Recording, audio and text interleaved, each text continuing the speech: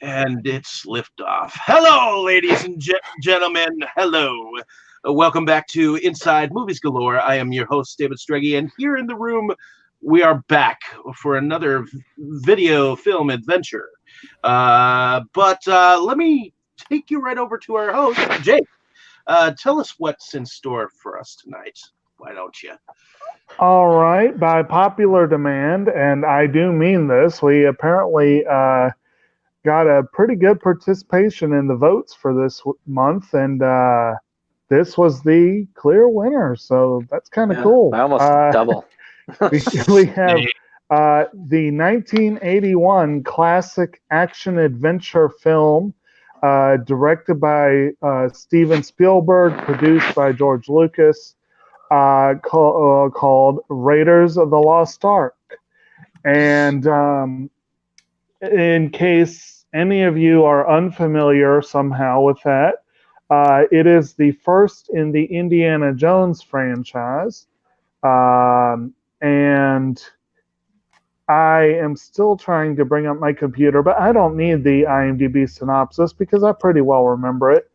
Basically, this is a story about archaeologist who moonlights as basically a grave robber, Indiana Jones, who is brought by the U.S. government on a collision course with some Nazis and a French archaeologist named Belloc, who's working with them, as they are both looking for the legendary Lost Ark of the Covenant. And of course, action, adventure, a little bit of hilarity, and a whole lot of cracking, and explosions ensue. Snakes. Why'd it gotta be snakes? Yes, snakes, definitely snakes. Lots and lots of them. So I guess if everyone wants to kind of go around, we can go around and talk first impressions, what they think of it, and I guess we'll start with you, Mo. What's your impression with this one? Well, I've definitely seen this a ton. We used to rent it from the library a lot when I was a little kid, and I like it. I think over the years, Temple of Doom was always my favorite before, but this has grown on me more and more each time I watch it because it's just classic, and it's got all the things you love about Indiana Jones were kind of present right in this first movie. You pretty much covered all the strong points of it. I think, the things that initially would attract you to it, and I think it does an amazing job of balancing like the humor and the comedy and the action and all that stuff really well, so it doesn't ever really feel silly. It's just a kick-ass movie. That's all I can really say. All right. Dustin, how about you? Now, this is one of those movies where you don't quite remember the first time you saw it because you saw it really, really young. Like, I think I caught it on TV at least before I was 10. And for the longest time, I thought it was just called Indiana Jones. I didn't know Raiders of the Lost Ark was part of the title. So I was just like, oh, what's that? It's like, oh, Indiana Jones and duh. So that was kind of the most interesting story I had with my experience of this movie. I mean, what can you really say? Like, it's such an iconic classic. It's kind of, I'm trying to think of stuff I can say that hasn't already been said, It's just well-rounded kick-assery, It's yeah. Right. And that's sort of your impression of it. It's just, wow, this sure kicks ass. It's an action adventure movie. Like, it's a great action adventure movie, like almost a prototype for like a good action adventure movie. It's got good jokes like here and there, like convincing effects, and just it gives you everything you want. All right. How about you, Dave? Well, I believe that I was introduced to this on television, believe it or not. My dad would love to watch all three of these whenever they were on, and oftentimes they were on USA Network. And Well, I'm going to put it like this. Steven Spielberg kind of said that it's like the James Bond of movies without the, without the the stuff, the gadgets, and all that jazz. Okay. But well, he's got a couple gadgets, but they're a little more low key. Yeah. But I like this film a lot of times because I mean, especially recently, since I've been kicking back with some older westerns. I remember Zorro having a whip, and just recently I've been perusing Lash LaRue from back in the day, and he had a whip. So to me, going back to people that actually had whips, besides Ilsa, She-Wolf of the SS, you get a sense that this archaeologist is kind of an old time Western guy who's going on these kick-ass expeditions. He makes the office work look like an adventure, Right. Well, as they say in the fourth movie, you're a teacher. But and they do sneak in a little Western at the start of Last Crusade with that whole India as a teenager in the desert canyon. That was a nice little segment. But how about you, Brandon? Well, I had a weird experience with Indiana Jones. Temple of Doom was the very first Indiana Jones film I saw, which was on TV, because that was the one that they showed on TV the most often. That's weird. And it is by far still my favorite of the trilogy. I then saw The Last Crusade. That was the second one I was introduced to. And I watched that once, but I was freaked out by the last scene in it and didn't watch it again for some time. And then finally I was introduced to Raiders of the Lost Ark, which I had seen so many references to by that time. I felt like I had watched it already. I remember watching UHF, and that entire first part was recreated in comedic form throughout. And I must admit that was that to me just felt too familiar when I first saw it. And to this day, when I rewatched it, I felt very differently about it, because I'd always thought when I watched King of the Crystal Skull, and I watched that one in theaters, and I thought, well, this is over the top. But then when I rewatched Last Crusade, because I don't think not Last Crusade, Raiders of the Lost Ark, again, for probably the first time since watching that, I thought to myself, well, maybe it's not as over the top as I thought it was. But to me, it was kind of interesting revisiting this movie and trying to remember a lot of the stuff that I had previously forgotten from years past. Right.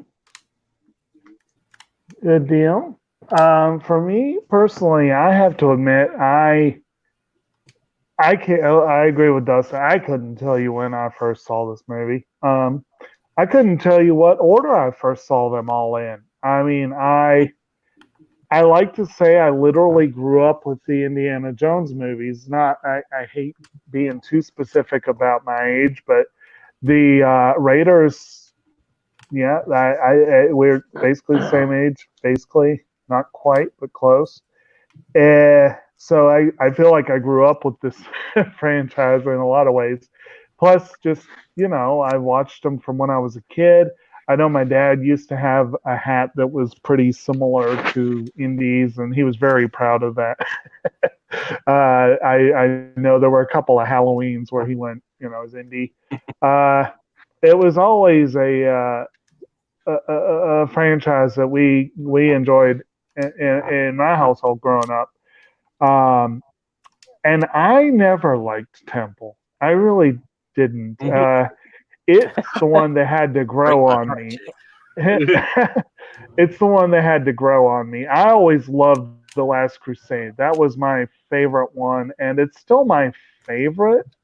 But Raiders is probably the best of the bunch in a lot of ways. And I'll talk a little more on the specific there later. But I do apologize if that cat in the background is causing too much noise. Hey, he's excited. Mike's been good. He's asleep. Really wound up tonight.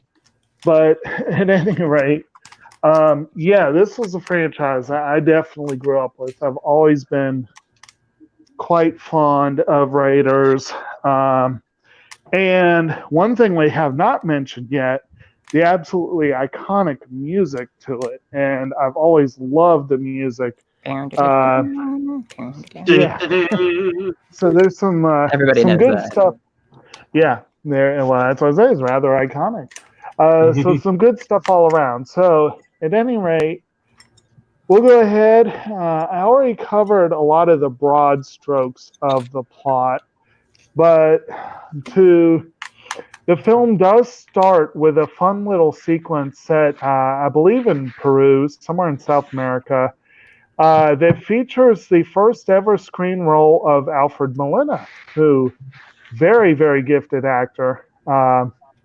And he and Harrison Ford is Indiana Jones, and one other dude are looking for this lost idol in the jungle. And the one dude splits. And then you have the famed sequence with the spiders. And then the famed, much spoofed sequence of trying to match the weight of the idol so you don't set off the booby traps. And then the famed, much spoofed sequence with the giant boulder. And Brandon, is this what you were talking about in UHF? Is that the sequence that was spoofed? I mean, there were some basic differences, like when he whips the gun out of the guy's hand, instead Weird Al ends up whipping the guy's arm off. Whereas the other guy, when he flees, instead of just fleeing, he flees out the side of the cave and gets hit by a train. That's beautiful. And one of the more iconic scenes where he's like doing that, and he does the exact same thing. He's weighing it, but instead of actually the golden idol, it's an Oscar. And instead of switching it, he just tosses out the sand and grabs it and leaves from there. Right. The only one I remember is like the crummy Family Guy one, where like they show him like getting ready to do the switch for like a minute, and then some guy in the background just shouts, "Do it already!" It's like, right. Family Guy. If any of you haven't seen UHF, it is a great spoof comedy, and anybody else should definitely watch it. I need to see it. Very good. I remember that one, but I barely remember it. I know I saw it. I think you showed it to me, but I don't remember the specifics. But at any rate, he doesn't make it out from the boulder in that one. And then you get the part where he runs into the plane. He gets in the plane. All the natives are after him. They're going to kill him. They've already killed the guy that defected. And this is where you're first introduced to Balak. So this is actually an important thing. Balak catches him outside the cave and takes the idol from him, and then sends the Indians after him. I always love that. Yeah, that little thing sound he does, like where like he just does the muchachos.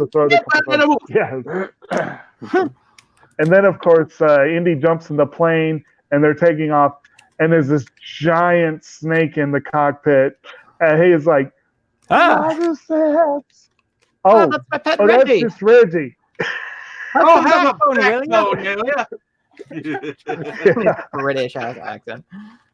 And then that's where you first see Indy's major weakness. This is Indy is a textbook feature. I know, Septim, you're going to understand this reference. We did the Slayers game, RPG game, that they have what they call the bold feat, where this character is very brave and very bold, and nothing slows them down. But they have one crippling fear. Of course, in the case of Indy, it's snakes. He just does not like them. The spider webs don't phase me. That bugs me. As someone who loves snakes myself, and I like, do they really have to pick on the snakes? But you'd be fearful in the situation he was in that movie. Yeah, there was like well, the one that comes along later, yes. Yeah, those vipers were pretty wicked. Right. So we'll get to that a little later. So like I said, you're introduced to Indy, and he is a college professor. He does genuinely teach archaeology. Very part-time rarely. at least. What's that? Very rarely. And so you very rarely see him in the classroom.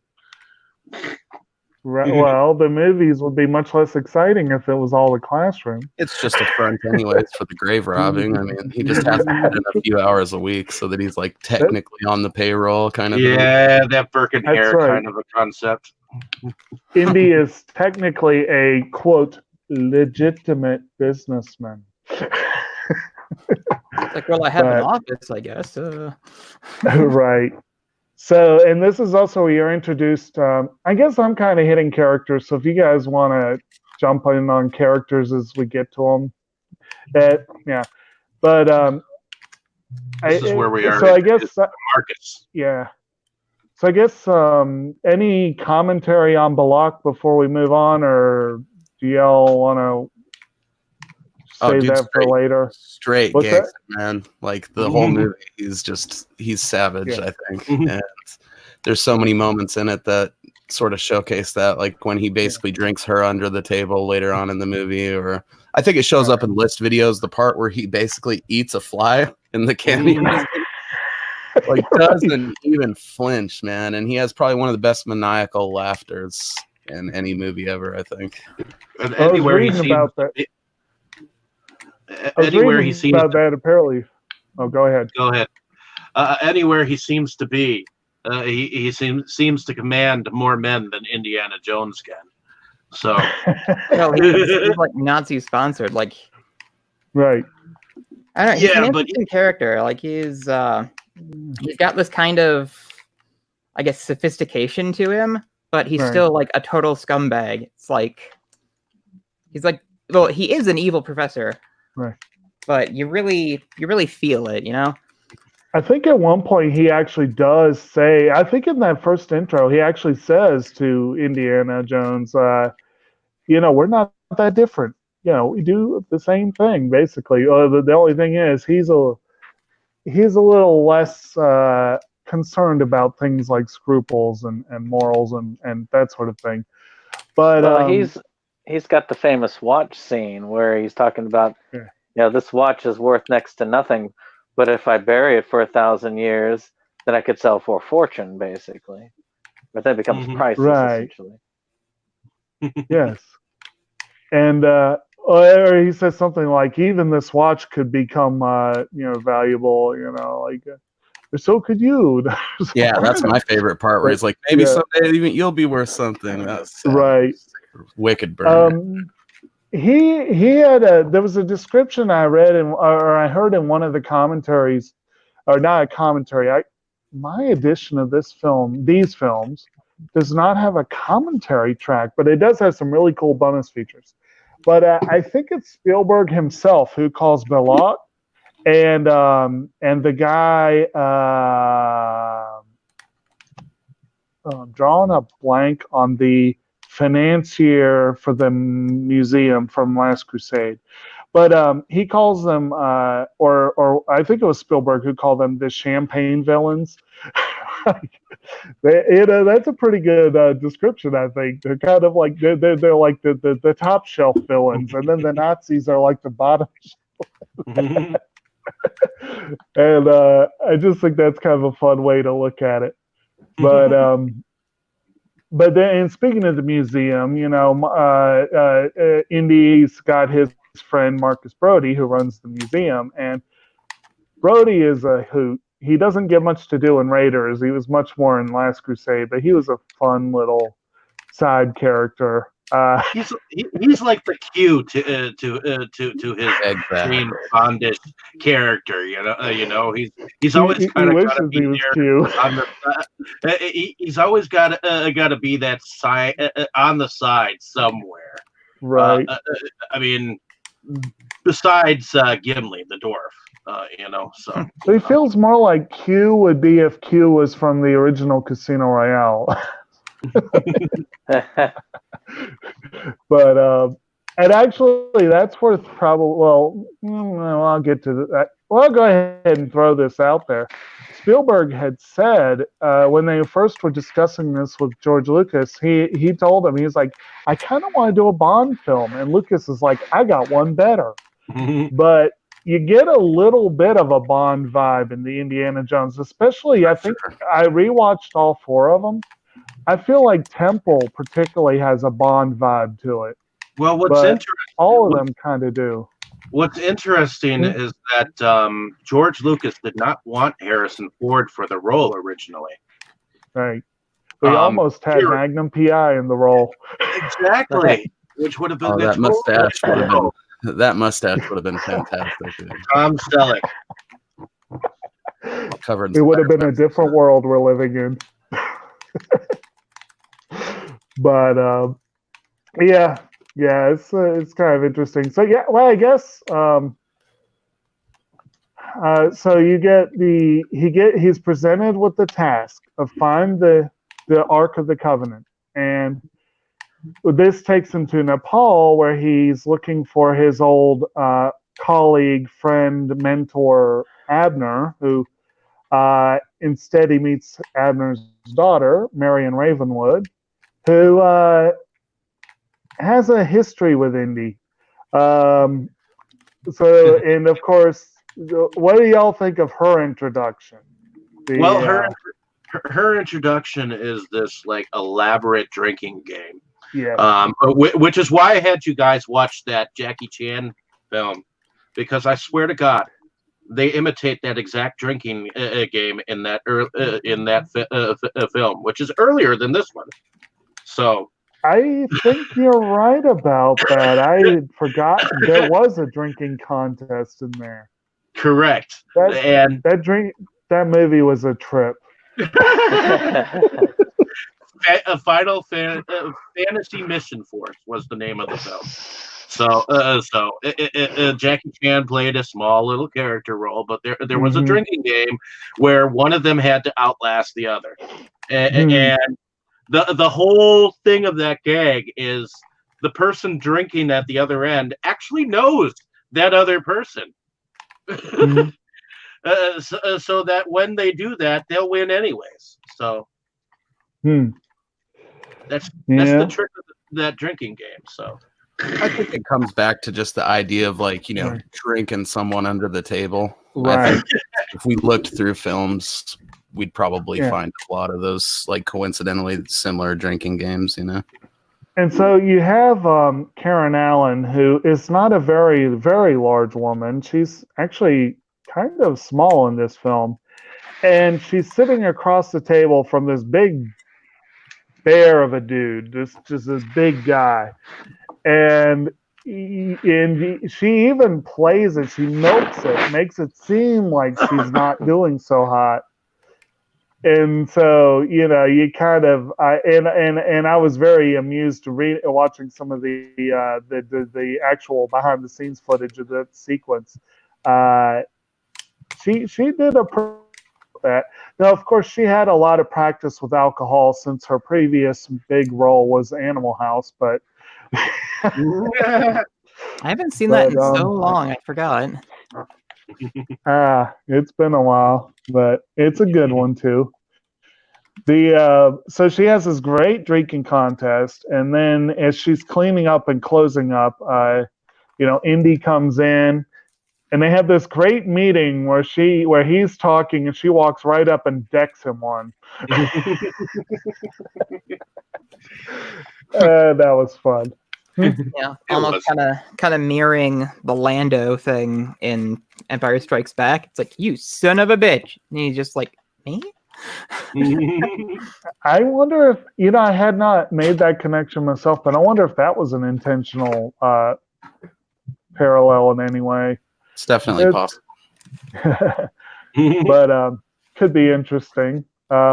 And of course, Harrison Ford here does play a character who is shades of Han Solo. Is not the same character, but there are definitely some similarities. And the line of people that are not super happy to see him is probably similar. But yeah. And of course, in this case, he and Marion had a fling 10 years ago, and they had a falling out, and that's why he had a falling out with her father and all this stuff. And so he respectfully walks away after letting her know what he's looking for. And then the Nazis come in, and this is where you get this really I'm trying to looking dude. I'm trying to think whether he's Chinese or German, because he speaks German yet he looks Chinese. You know, who, the main guy? The guy, the guy that kind of sounds like Peter Lorre. Well, no, he's supposed to be playing a German, no doubt about it. That's and I don't know exactly. Ronald Lacey was. Yeah, he's a Brit through and through, apparently. Okay. Actually, I think it's just a case of his teeth, unfortunately, make him look like the old, like, Captain America communist Chinese dudes, or like propaganda back in those times, you know? That might have been like an intentional kind of thing, because I have some Indiana Jones comics from, I think, the early 2000s or 90s, and you can kind of tell a lot of the characters are sort of drawn a little bit that like exaggerated style, like Germans and like Japanese, like Axis Tower characters. He reminds me of the judge from Who Framed Roger Rabbit. Well, he was cast in part because he reminded Spielberg of Peter Lorre, and I have to admit, I see the resemblance. I'm like, okay, this is. He even does a credible imitation of Lorre vocally. He doesn't say much, but he sounds like him. But so he's a very interesting character. What's that? No, he plays it with this like, it's not the worst accent, but it's still pretty thick. Like, it just reminds me of if you've seen The Toxic Avenger, like the chief of police. Yes, mein Führer, I need mein Meer. It's just like very exaggerated and over the top. It was making me think of that. Right. And one thing to keep in mind with these films is that they very specifically and pointedly, from the very beginning, when George Lucas first had the notion for it, and when he shared, he and Spielberg, from the very beginning, they were trying to pay homage to the old serials of like the 30s and 40s. And they're very intentionally over the top. There's a little bit of like the Errol Flynn vibe, a little bit of the, the old Tyrone Power, that kind of stuff. Danny Kaye adventure. Yeah, right. And they're also supposed to have a little bit of a comic booky feel. I was watching the sound editor talking about it being comic book as a film, and that's why a lot of the sound effects are kind of exaggerated and kind of like the pow sort of thing. Like he'll punch somebody in the face and it'll be like, it's like, exactly, yeah. So that is the approach. That is the approach they took to Kingdom of the Crystal Skull. Like, they wanted to do the same thing, but with like a slightly later era of like the sci-fi pulp comics. Right. Which is why that movie is like really out there.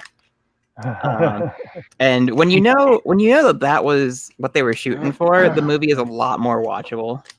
And also, Spielberg is well known to be obsessed with the extraterrestrial. I mean, geez, he's done how many films along that theme?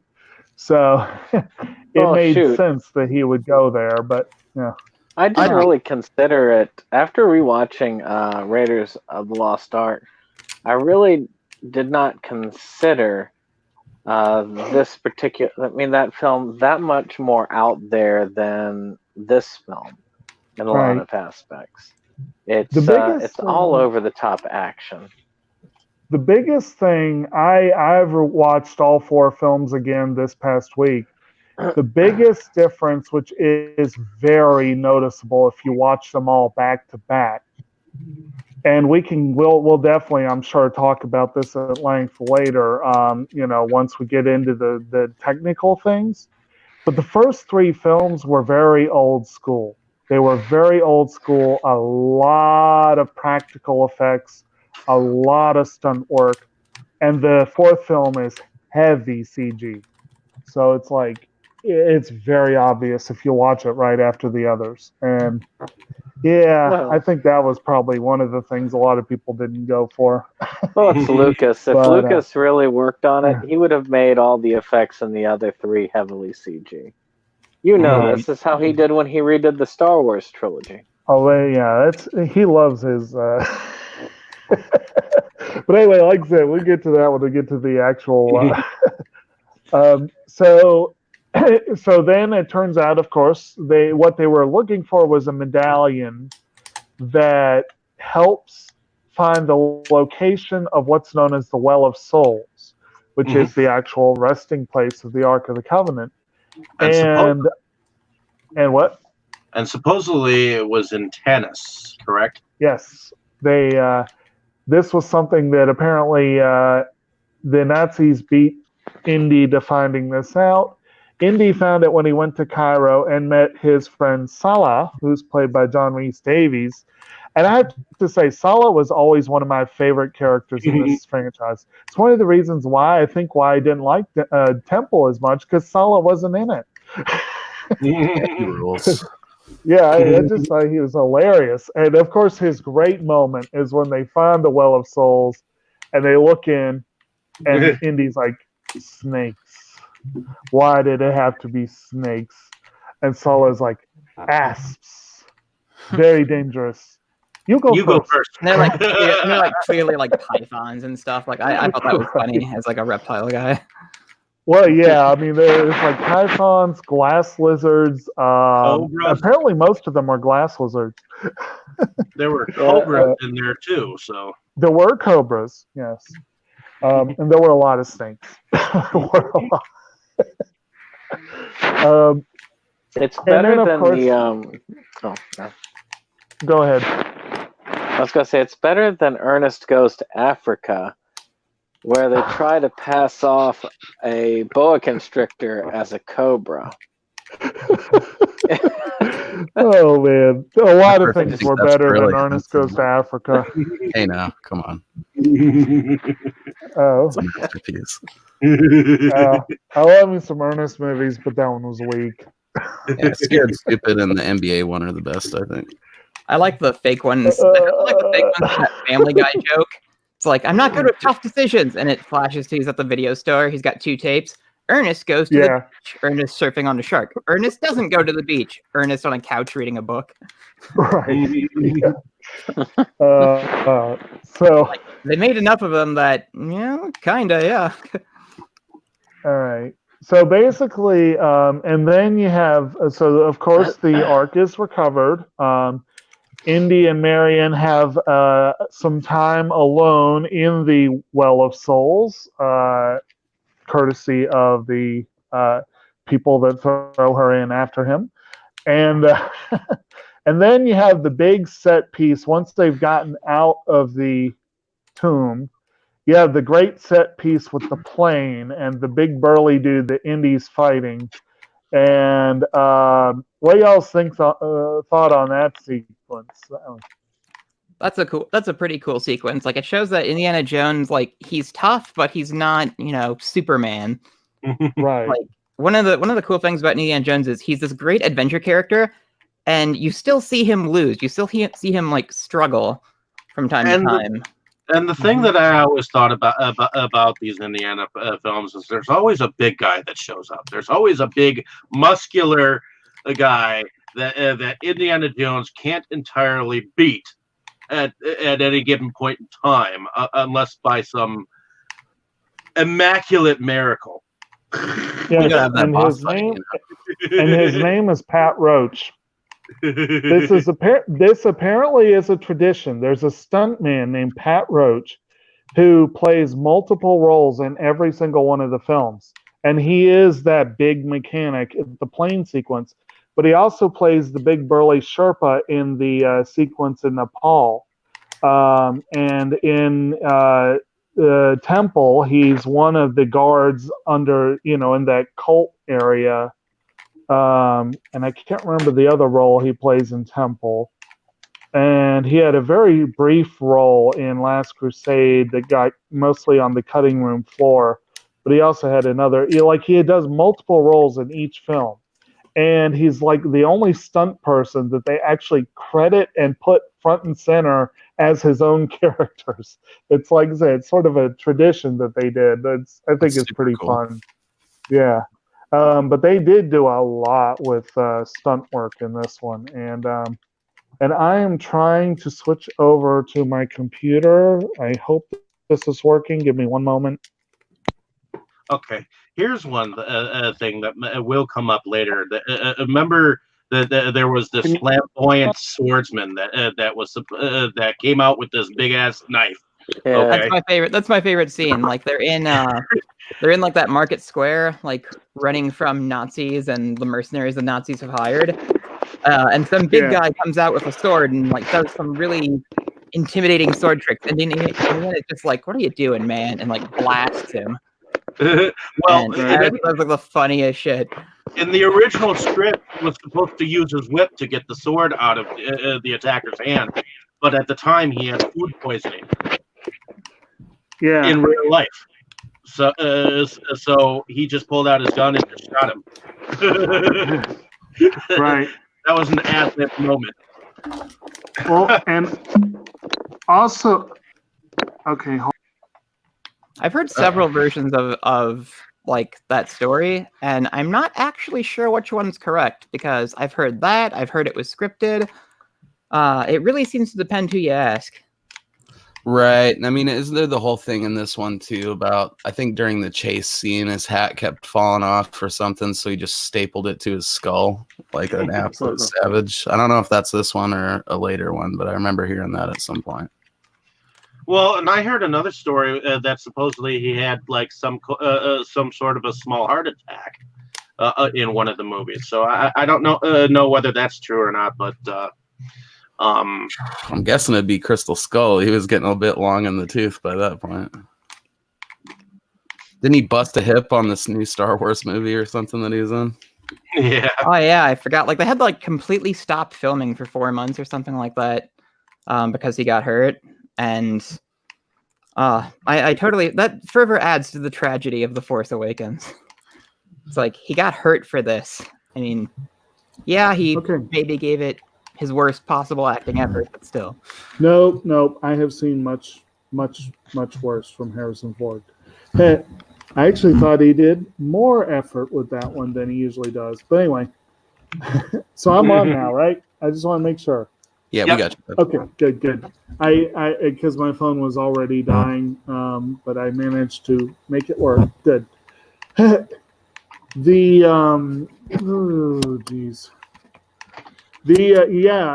that was one thing in the notes that I had heard in the interviews and everything. Apparently, Spielberg brought his own food to Tunisia, and was like the only person that didn't get sick while they were there. So yeah, that's definitely. I love that sequence too. When I was a kid, I thought it was the funniest thing. This guy's showing off the sword, and just bam. Well, why go through all this elaborate sword shit? Right. Just shoot the guy already. Right. Yeah, I was like, well, that is anticlimactic. But yeah. Well, anyways, we didn't even get to the part where apparently, before that, he had. Let's see. So when they went and got the Ark, they apparently were trapped below. And they had to find their way to get out of that little crypt area to get out. Correct. Oh, right. Yes. Yeah, they're stuck down there for a while. Yeah. With all the skeletons and all that fun stuff. See, that part reminds me a lot of like the bug sequence in Temple of Doom. Ah. Like where you got the chick going through there and she's getting all covered in corpses. Arguably, it's probably better than the bug sequence. But we don't got Short Round telling us they're not fortune cookies. So well, she's still angry. She's still angry at Indy for leaving her back at the tent. So they're arguing, and then all of a sudden she's face to face with the Cobra. I love when she jumps on his back too. That's great. Yeah. Okay, so we you talking about skipping over. We also skipped over the scene in the tent where Balok and Marion had their own version of the drinking contest, and he got her to dress up in this fancy dress and all this stuff. And I always love the part where she holds the knife at him, serious as can be, and then they both just kind of dissolve into laughter. And just says, I always thought that was kind of interesting. And then you had the weird, creepy Peter Lorre dude come in, pull out what looks like a fiendish instrument of torture. I love it. Or nunchucks, whatever. And then he turns it. It's a coat hanger. I always love that. It's a great gag. So, what shall we talk I'm disappointed. What's that? I said my first reaction to that was like, oh. Kind of disappointed. When I like how Belloc is even kind of like, what the hell is this guy gonna do? Like he's right, not exactly. Sure. And I think that was it. No, never mind. But yeah, and then of course in the tomb, like you said, all the skeletons and all this stuff, and you mentioned the bug scene. This was another tradition in the franchise, was the so-called creepy crawly scene. Where you have the major one in each one. This one was the snakes, then Temple had the bugs, and then Last Crusade had the rat sequence. Well, there were tarantulas in the very beginning. Well, I was going to say, those were the major ones, but this one also started with the tarantulas, and Last Crusade has that romp through the circus train where he meets all kinds of things. And actually, I've always thought, that scene kind of shows why Indy has a fear of snakes. But I'm sorry, after watching that sequence, if I had gone through that, I think I would have a much more pathological fear of rhinoceros.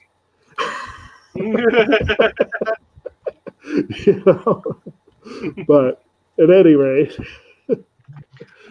So kind of can't not talk about some of the other films while talking about this one. Can you? Eh? So would the ants be the case in a vacuum? So would the ants be the case? And yes, the ants were the other case one. in Crystal Skull, which of course they were all CG, so they kind of cheated there. But that apparently was a sequence they really wanted to do.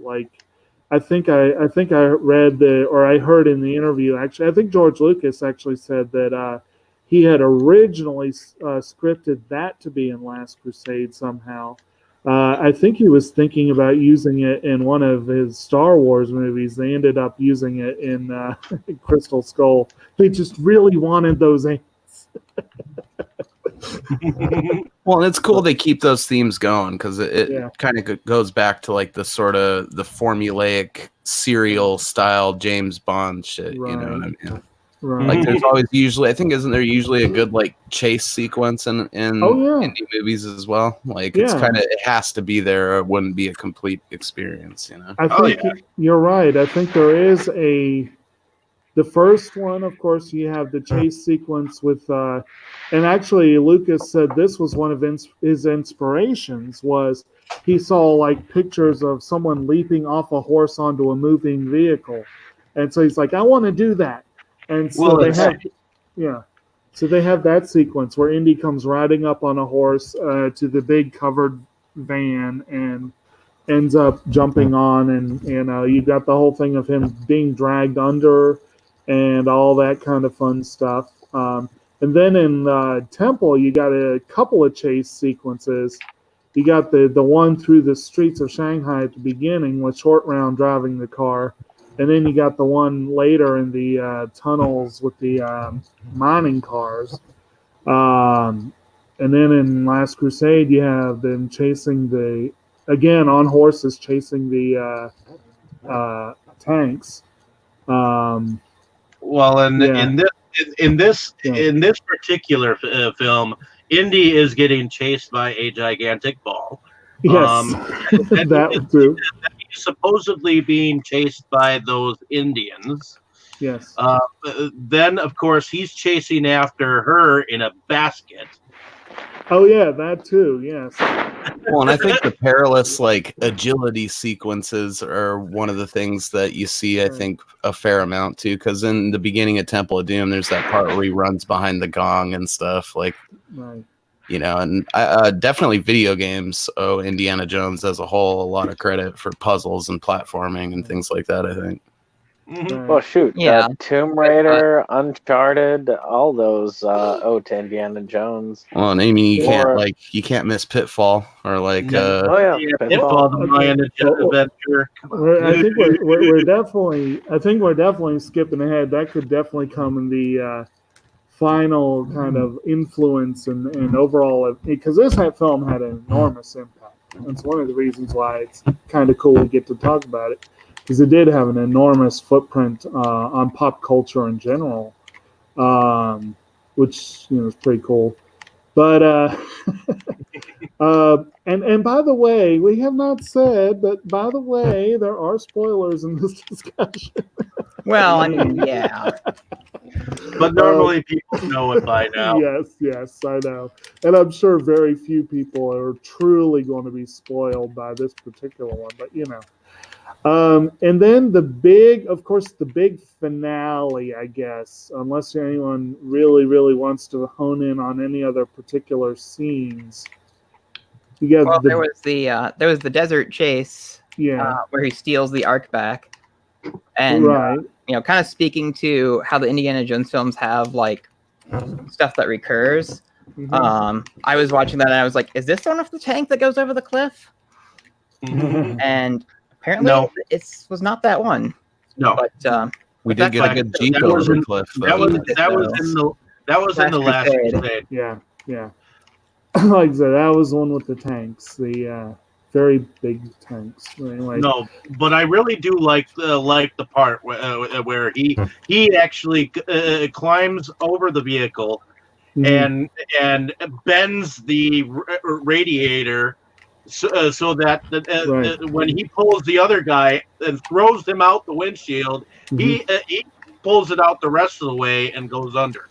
He threw him out the window. Actually, Dave, you would definitely appreciate the origin of this then. When Indy goes under the vehicle and like does that, he uses the whip to secure himself and goes under. That actually was the brainchild of one of the stunt people. There was one of the people that plays, that did the stunts for Indy, and I feel really bad that I can't remember the name right offhand. But anyway, he. I feel bad he didn't do it himself. I thought that my whole life. He's shattering dreams over here, Jake. Well, apparently Harrison Ford did so many of his own stunts, they sometimes had to restrain him from doing his stunts. Okay. But they had some really good lookalikes for him. But this one guy had been doing, I think it was Legend of Zorro or something like that, and done almost the same stunt, and it did not work. He was actually injured in the process. And so he really wanted another go at it. And he mentioned to Spielberg, and he's like, well, you know, and this is actually an homage to the old John Ford film Stagecoach. Apparently they've done the same stunt or a similar stunt. Oh, dude, yeah, I feel like I've seen it in other Westerns too. Right, but that's what I'm saying. I know Dave likes his Westerns. He wanted another go at it, and he asked Spielberg, he's like, hey, what do you think about this? And Spielberg loved it, so they went ahead and tried, and they made it work. And it is an impressive stunt. It really is. And it's like, you watch it, and you're like, I don't envy him, you know? It looks like one of the sketchiest things I've ever seen, for sure. But and then of course it got a call back in Maverick, but you know, so that was kind of you know, I that's a stunt that I've seen a couple times myself. But what's that? I hear too. I think I've seen that stunt somewhat over time too. So that stunt had a staple in future films. Yeah, it's too good not to rip off. I mean, right. But like I said, I'm going to try and remember to come back to that. Then, like I said, the great big, the Ark ends up on a ship bound for some weird random island in the Mediterranean. And, of course, the ship's crew seems very nice and pleasant, and Indy and Marion get a chance to a breather, you know. And then they have that nice little kind of romantic sequence where, you know, she kisses all the parts that don't really hurt too badly. And of course, you also have that great visual gag of him looking at his busted lip in the mirror, and she flips the mirror. Yeah, that was hilarious. Well, it's such a good, like, anti-James Bond moment almost. Right. Bond would have betted the lady, you know, but friggin' Indy's so exhausted from the insanity up to that point, he just passes out. Right. I think you're right. I think like Bond would have definitely been able to be a bit tired. What are you talking about? Yeah, he'd have just shook a martini and got jiggy with it, dude. Well, he'd have found some speedboat off the grid and been like, let's throw this cell phone off the Right. Let's get rid of Q. But Q always found a way to find him. So actually, that's a good point. Most of the Bond films seem to end with him and the girl on a boat or a raft or something out in the water. And I could see this one, like the island, everyone dies, and it's just them. And then you cut to a scene of them on a raft.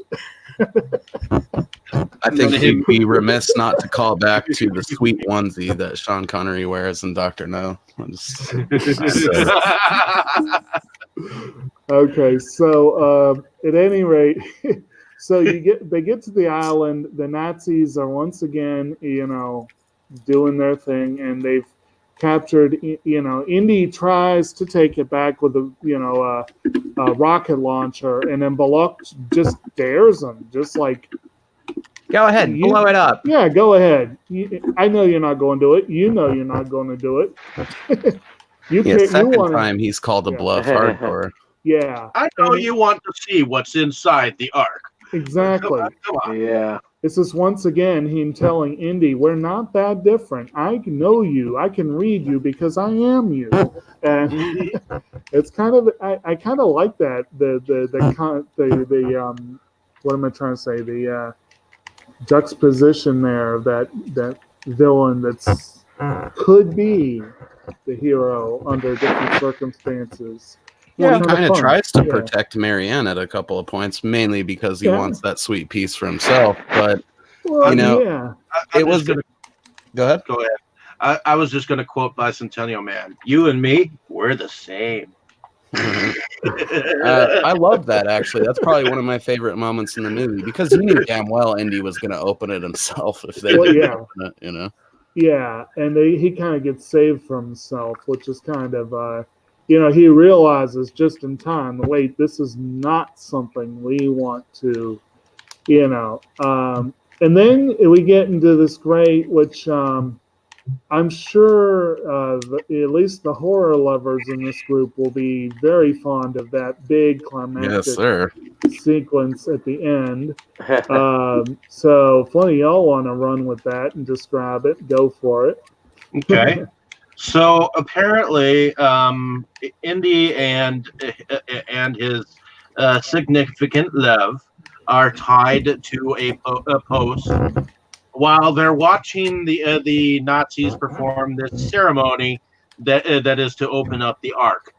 And what happens is these big, gigantic, like this spiritual arc of a wing comes out.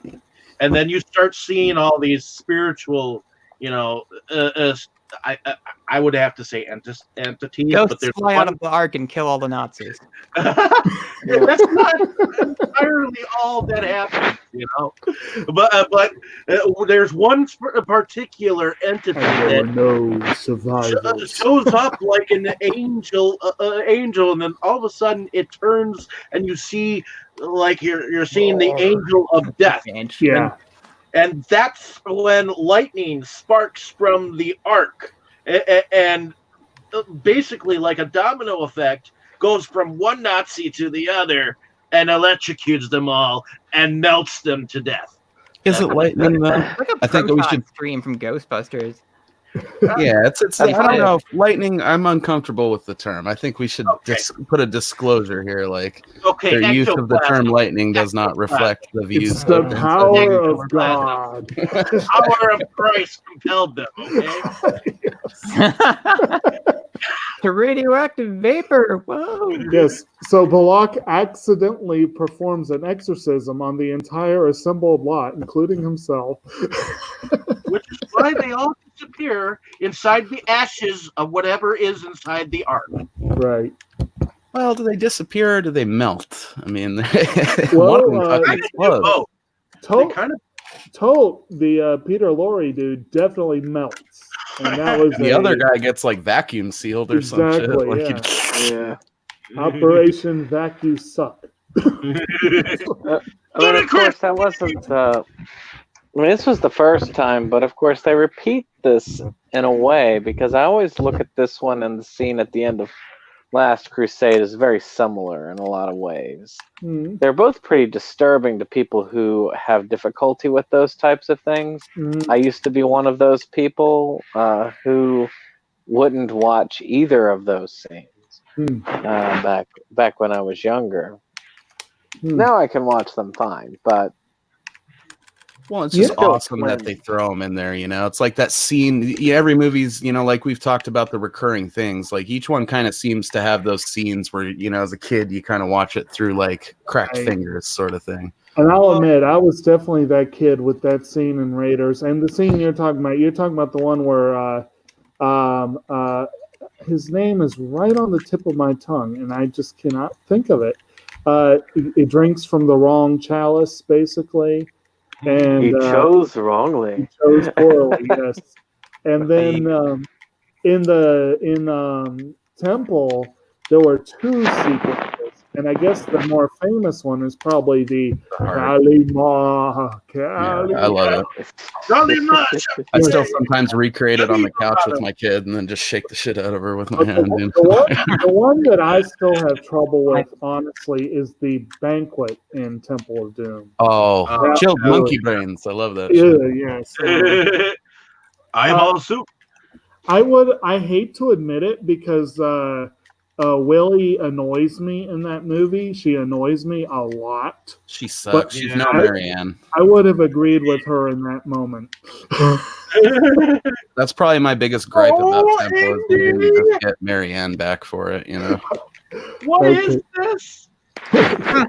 Andy, he's the guy that's got a girl in every port kind of thing. Okay, so my favorite parody I think of that Temple of Doom moment is from there was an animated series for Clerks. Yeah. Like Kevin Smith's Clerks. And there was one where like they basically find the Temple of Doom like in some other store or whatever. And they see that scene happen, and Jay and Silent Bob are there, and Jay just stands up and shouts, from the corner, "Woo! Tear his heart out!" And then, they hear it, and they're like, it's just not as much fun if they're not scared. And he, puts the heart back. I could see, actually, I know Septum has a favorite video clip he likes to use a lot from that series. And I could definitely... Is it safe? That would definitely work for that scene. Speaking of, real quick, the intro to your guys' series is from Teenagers from Outer Space, right? Yes. Okay, I just discovered that the other day, actually. I was pretty stoked on it. So, what about torture? And then, of course, we talked about how this would have ended if it was a Bond film. But of course, it has the great ending of, the Indy and Marcus are arguing with the government stooges of this needs to be studied. It needs to be, we can't just file it away or whatever. And they're we've got top men working on it. Who? Top men. And then you have that sequence of them putting it in the back of the warehouse. It's that last sequence is utilized in a lot of media. Yes. That scene is cut in, including our very own show. As a matter of fact, we utilized that. It's a famous sequence. So, how do you guys interpret the top men thing? Because I've got an interesting, actually historically accurate, thing that I never thought about until this time. But I think at this point in time, it was 1936. Mm-hmm. So I would have to say it would be the Pinkertons at that point in time, because the Pinkertons, which is what was the beginning of the CIA before it even happened. So to me that was still part of. This was still shortly after the Roaring '20s. I mean, we just opened up bootlegging again. Oh, what a time indeed! Speakeasies were going off the chain. Well, I have to admit, if you wanted a good storage facility for a large amount of booze, this warehouse probably would work. Well, see, okay, I don't know if you guys are familiar. This doesn't directly tie into obviously the timeline of the movie because it's quite a bit beforehand, but Operation Paperclip was definitely a real thing where they brought a bunch of Nazi intellectuals over here after the war and stuff like that. So when I was watching it this time, I couldn't help but occur to me that, maybe that Ark actually down the road ended up back in the hands of Nazis technically. Because I'm sure top men that they would have had working on it down the road would have been some of those scientists or scholars or whatever that they brought over during that shit. So I thought that was kind of interesting to think about a little bit. Well, we did borrow a lot of German and Russian technology to create NASA. So I always interpreted that. I think even when I was a kid, I still had this interpretation, but definitely as I got older. And I think this is borne out by Kingdom of the Crystal Skull because they are in that very same warehouse and they find the Ark in that warehouse. They don't find it, but you see a box busted open and it's in there. Little do they know that the number of this warehouse is numbered 13. Right, but the idea that I had was it is. It's fun. It pretty much is just it's the government. They're never going to get to it. Yeah, it's in the backlog, pretty fierce if it's still kicking around during fucking Crystal Skull, Right. So there's only 20, 30 years between the two, in their continuity, though, right? Right. Roughly, in the 50s or whatever would have been right when, the atomic age shit was when we were using a lot of those scientists from Germany that we imported over. We'll excuse some war crimes if you guys build some rockets. Come on over. I don't remember the exact date because all of them tell you at the beginning of the movie what date it is. I don't remember what date on Crystal Skull. But given everything that happens in the film and everything, it's either late 50s, early 60s. It's definitely, a little bit later. And of course, Raiders was not like right at the start of World War II. Like the Nazis are becoming a threat, but they're not really. Yeah, it's when they're rising to power for Right. sure. I think there's some maybe historical inaccuracy on the whole occult research thing, because didn't one of you guys say it was 36 for Raiders? I think so. Well, Yeah. if you really wanted to get into some historical goofs of this film, in the flying scenes, the map lists several countries by their modern names instead of their 1936 names. And Siam did not become Thailand until 1939. Transjordan did not become Jordan until 1949. So that's interesting. That's true. There is also a globe on the desk in the classroom, and the globe depicts various countries of Africa that didn't exist until in 1936. I never looked that closely at the globe. It also depicts a round planet, which is inaccurate. Anyway, excuse me? The Africa Corps didn't exist until 1941. Yeah. And when Indy flies from Nepal to Karachi on a DC-3, airplane travel to Nepal only began in 1949. Before then, Nepal could only be reached through overland travel. You can go on like a Kon-Tiki raft out there. I like how he just throws his loaded gun like into his luggage, and that's like fine. Hey, back then you could probably travel with that shit though. Yeah, I was gonna say you could smoke on the airplane. Right, just throws his revolver into the case. That loaded gun was medicinal cocaine, you know what I mean? Medicinal cocaine. Yeah. That loaded gun was a cannon, though. When you first hear him open fire, and then in that scene when he's going up against the Nazis to help his girlfriend. Well, actually, you mentioned this. I saw again. I watched a feature or a couple of them where they talked to the sound man, and he specifically says that the sound of the Indiana Jones gun, like when he is firing his pistol, and it has a very specific sound, and he says that it's a sound of, if I remember correctly, because I'm no expert on guns. But I believe what he said was that it was a Winchester 33 rifle, which obviously is going to have a different sound than a typical pistol. Right, but that obviously plays into too, like I forget which one of you mentioned, like the comic book style sort of slight exaggeration. It's exaggerated, yes. Like everything's louder, everything's bigger.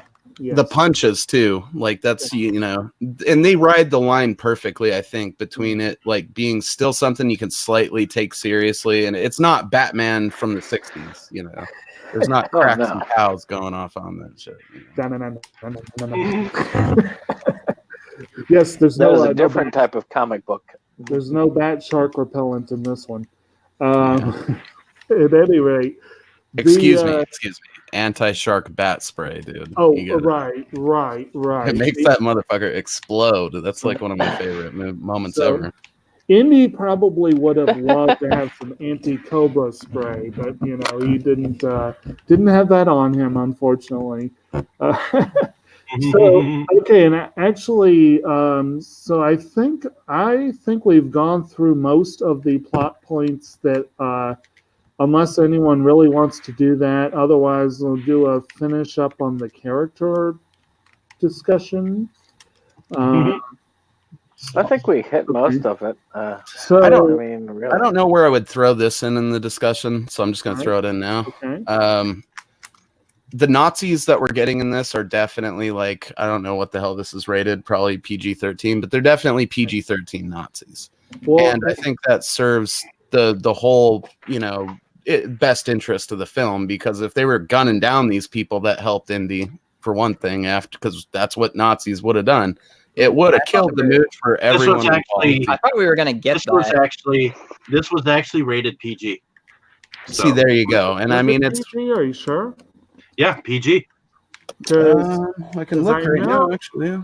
Yeah, you're right. which that's a pretty freaking big drop because apparently the film had a very definite threat from the MPAA of being R-rated. Right, and see, I can see that.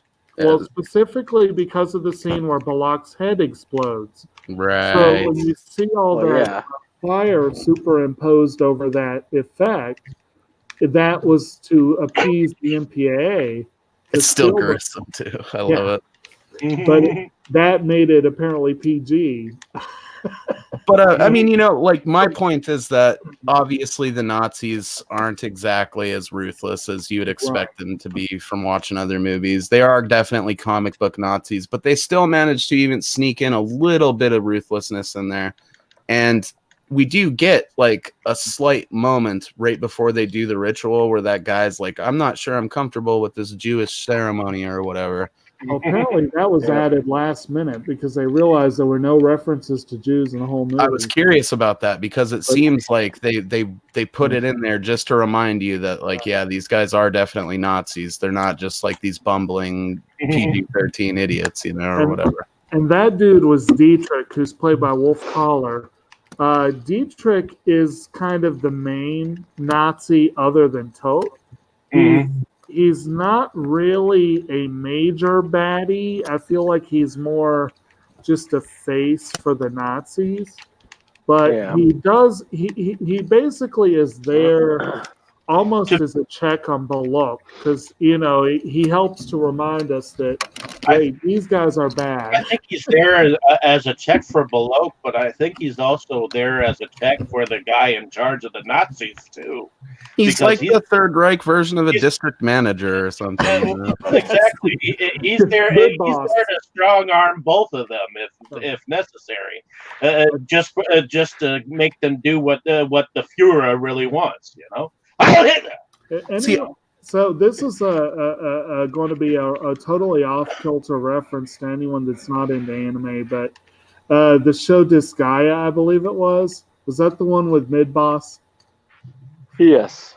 But also it was a video game as well. Reminds me. Actually, it was a video game before it was an anime. Prinny was a good offshoot of Disgaea too. Yes, it was. Good PSP game. But I just feel like, that guy's like, I'm not the mid-boss. Stop calling me that. I think that's a great touch to that finale, though, because it adds in that little bit of like scumminess on top of everything. Like, and it made me think what the movie might have been like. Like that last sequence with them melting and getting their comeuppance or whatever is impactful. But if you saw them like gunning down all of the indie sympathizers in the movie, which would have happened if it was like for real. Maybe that would have been even more like enjoyable seeing those guys get melted. I don't know. I'm glad they didn't, though. It'd have been a buzzkill if we were seeing them mow down rows of people. Fuck that. If for whatever reason someone completely lost their mind and decided this film had to be remade, and they decided to do the same thing of let's not necessarily go with the ethnically appropriate actors, let's go with who would have been cast back in the day. Dietrich would be played by Ron Livingston. No question. He's that sort of character. Well, are you aware of like the fan remake of Raiders? Because there's like a whole documentary about that. And I know you guys enjoy that kind of stuff. So if you get a chance, that could be interesting. The fan-made version of Raiders. Yeah, they shot for shot remade the shit like in the 90s. Wow, something like that. That would be interesting. Weird, but interesting. So, does anyone have any more character stuff, or do we want to move on to the actual nitty-gritty of the effects and music and that kind of stuff? Oh, yeah, it's getting late. Let's get to the effects. Okay. So, what do you think of the effects? Well, it's mainly, if you really think about it at the end, you can't talk effects without talking about the last scene, but we've talked about that. Right. There were one good thing about the set I have, which I know many people have better sets than I have, but I had the one when they re-released the Indiana Jones sets back in the day, and they did the trilogy set. And they had a pretty cool sequence where they showed you how they melted the Nazi faces. I love the practical effects in the original film. I mean, as you said, with that difference between practical and the CG, even though Lucas prefers the CG, it seems I've always preferred practical at the end of the day. Mm-hmm. And Here, that scene is amazing.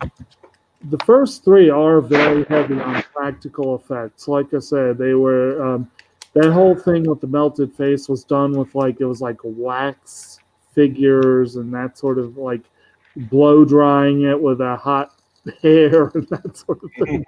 And then I think they did the thing with like the shrunken head or like the imploding head. I think they did like a hollow shell and then like collapsed it with vacuum pressure or something. I don't remember exactly what they Pretty sure said. wax was involved, if I Yeah. remember correctly. I think Because so. those faces looked like melting wax. Right.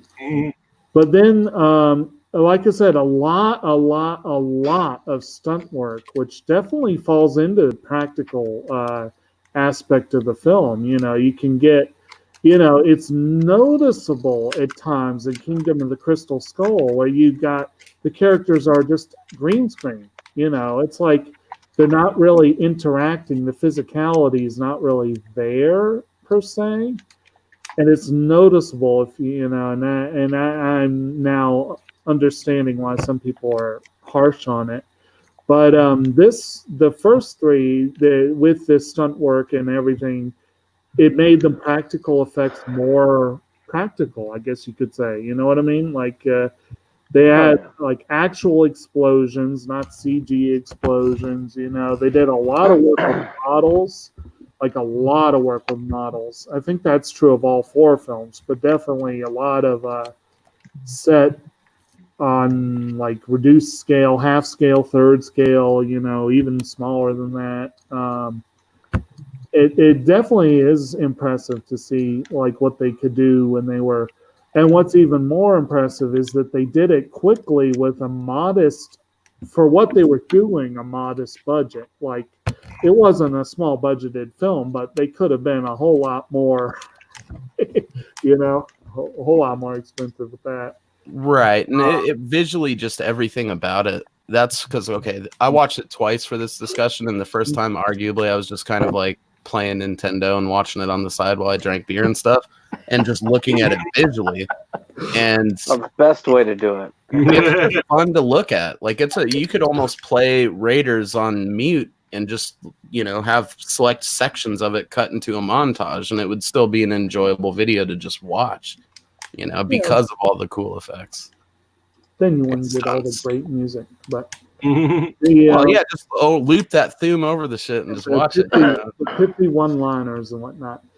The other thing is the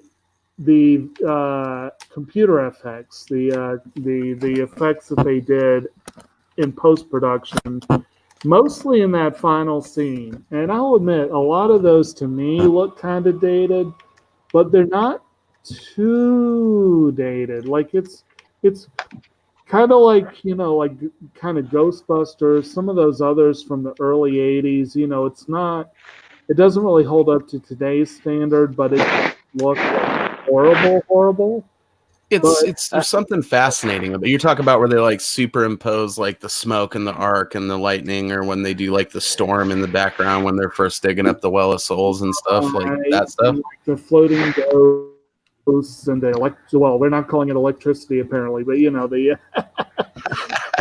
but one scene I did always like, even though it's very simple and it doesn't fully live up to today's standards, I do love that moment with that one that looks almost like an angel, and then suddenly it's the angel of death. It's great. That was a great like little turnaround there.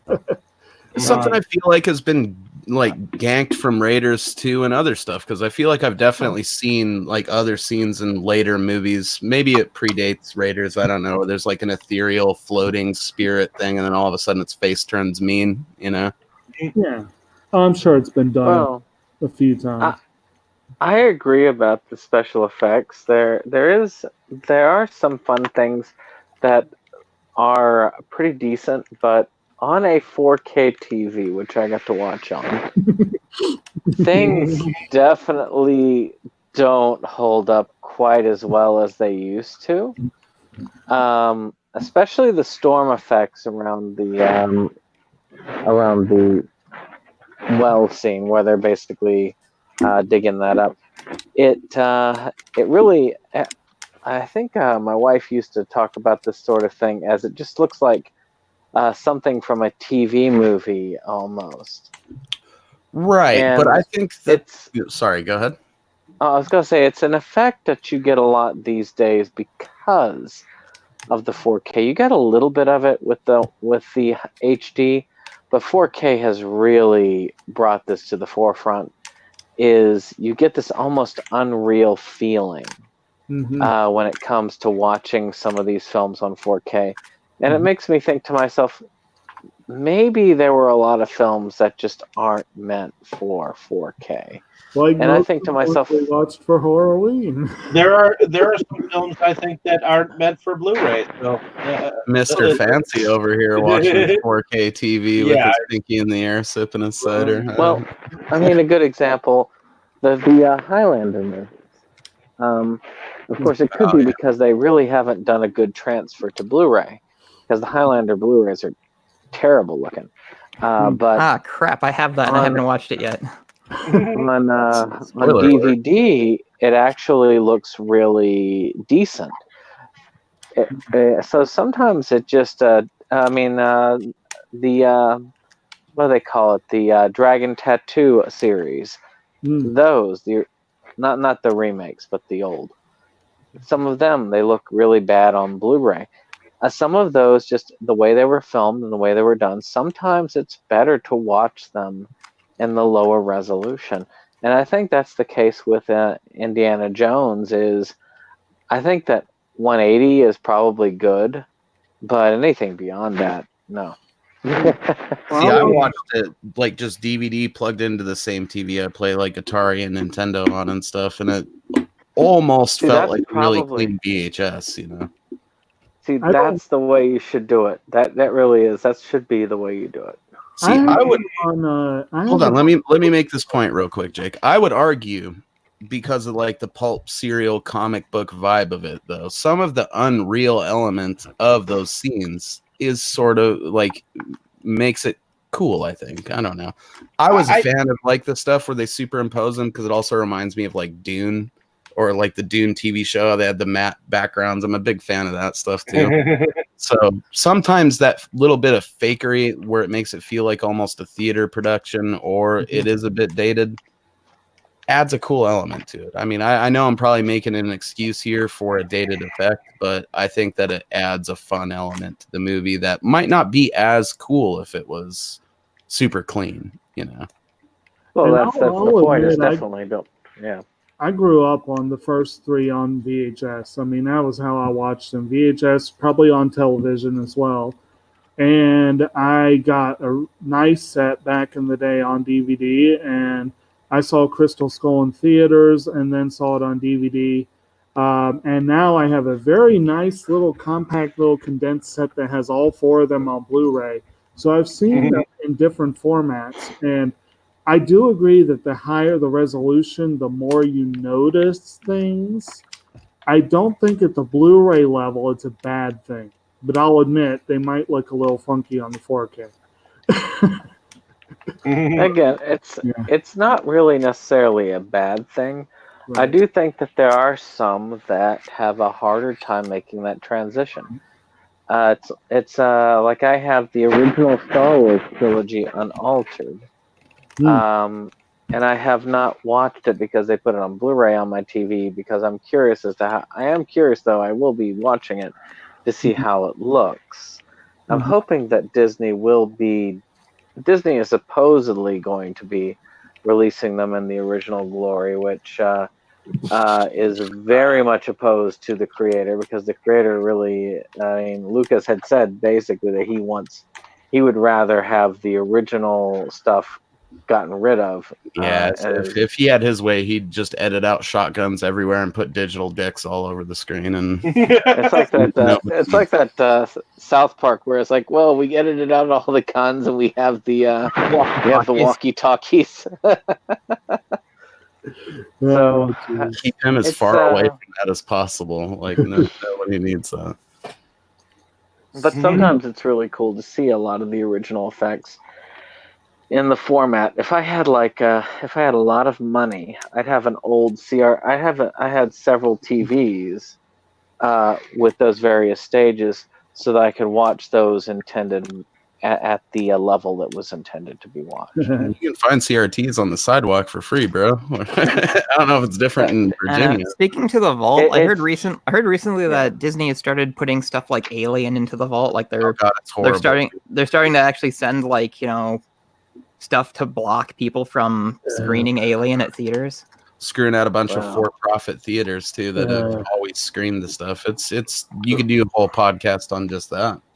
Yeah, there's all kinds of dickery. But it was worth it. But it was worth it to get the stupid X-Men and Marvel. I'm gonna make everybody mad. I don't like the X-Men. I think they suck. Dude, what they really want to do is sell us a $40 edition of fucking Predator or some nonsense. Anyway. Well, on the other hand, maybe they'll actually clean it up this time. Because some of the releases of Predator that we've gotten have been really lazy. They just took the DVD scan and slightly upscaled it. They didn't actually remaster anything. I don't want to sidetrack us anymore, but have you guys seen that shit where it's the original red suit, weird mantis looking creature it's the funniest the stuff. Jean-Claude Van Damme Predator creature. Oh, so good. So just a quick note before I steer us back. One thing I will give Disney, even though they can be colossal dicks when it comes to making things available, I do trust them to put the effort in for a good transfer. I think they they generally quality release. Yeah, but anyway, so we did the effects, and a lot of of course, the big thing for me, the other big thing for me is the music. This is just a phenomenal score. It is one of John Williams' most iconic, and he has had some iconic scores. Several of them was Spielberg, Jaws and Jurassic Park and whatever, and then of course, Star Wars with Lucas. So this is the dude who's the most nominated person, I think, in Oscar history, or pretty close to it. So, you don't get that without something pretty good. And yet, the film did not win the Oscar for this music. I'm only partly upset that it lost to Chariots of Fire, but because that is a good score. Well, it did get 8 nominations, didn't it? Yeah, 8 nominations, 4 wins: art direction, sound, film editing, and visual effects. Oh, that score! And it got a special achievement award for sound effects editing, because this was before sound effects editing was a thing, apparently. See, I feel the need to point out too that a large deal gets made about the main, the dun dun dun dun. Everyone loves that shit, but the movie is just scored well outside of that. Oh, it is. The whole franchise is, and Williams talks in the bonus features about how much he loves doing a serial. He had as much fun with Star Wars too. The idea of doing a serial where you do different installments each time. Now, I have long debated the merits of giving Mr. Williams more and more and more and more nominations for his Star Wars work. He's already won 5 Oscars and been nominated at least 40 times. He doesn't need to keep getting nominated for Star Wars. I'd probably argue that this is a bit more of a nuanced score in a lot of ways, though, too. It's not just the same themes. Star Wars has its moments, but then outside of that, it's kind of just general fucking Williams shit. I think in Indy, he kind of had a little bit more fun with it, there's the heroes, Indy's March. There's the romantic theme. There's the arc itself has a theme. There's definitely a lot of them, and of course, each installment has its own additional. He said in Last Crusade, because of the father-son dynamic, he did a lot of stuff specifically for Indy and his father that was different from the other stuff. So. Yeah. Right. And I mean, it's, my heart wells just like everyone else's when I see the sun rising or setting on Tatooine or whatever the hell, and I hear that music. But I don't know if he deserves like all the glory for that stuff. I will admit, though, that was one of my favorite Family Guy jokes, was the one where Brian becomes a porn director and they are at the awards like the next day, and they had the one for original score, and you see that one dude in his basement with the synthesizer, another dude in his basement with like the soundboard, and then you see John Williams with the big orchestra. It's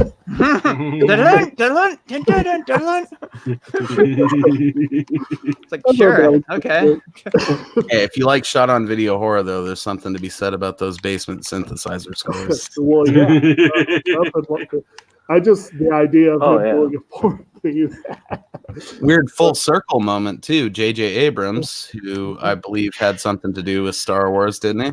Fucking, his first job was doing a basement dude synthesizer score for Night Beast by Don Dohler. So, right. That out if you can. Well, I mean, a lot of the greats started. It was something that was kind of a side project. I mean, I'm a huge fan of Cohen got his start editing The Evil Dead. I mean, it's kind of, you never know.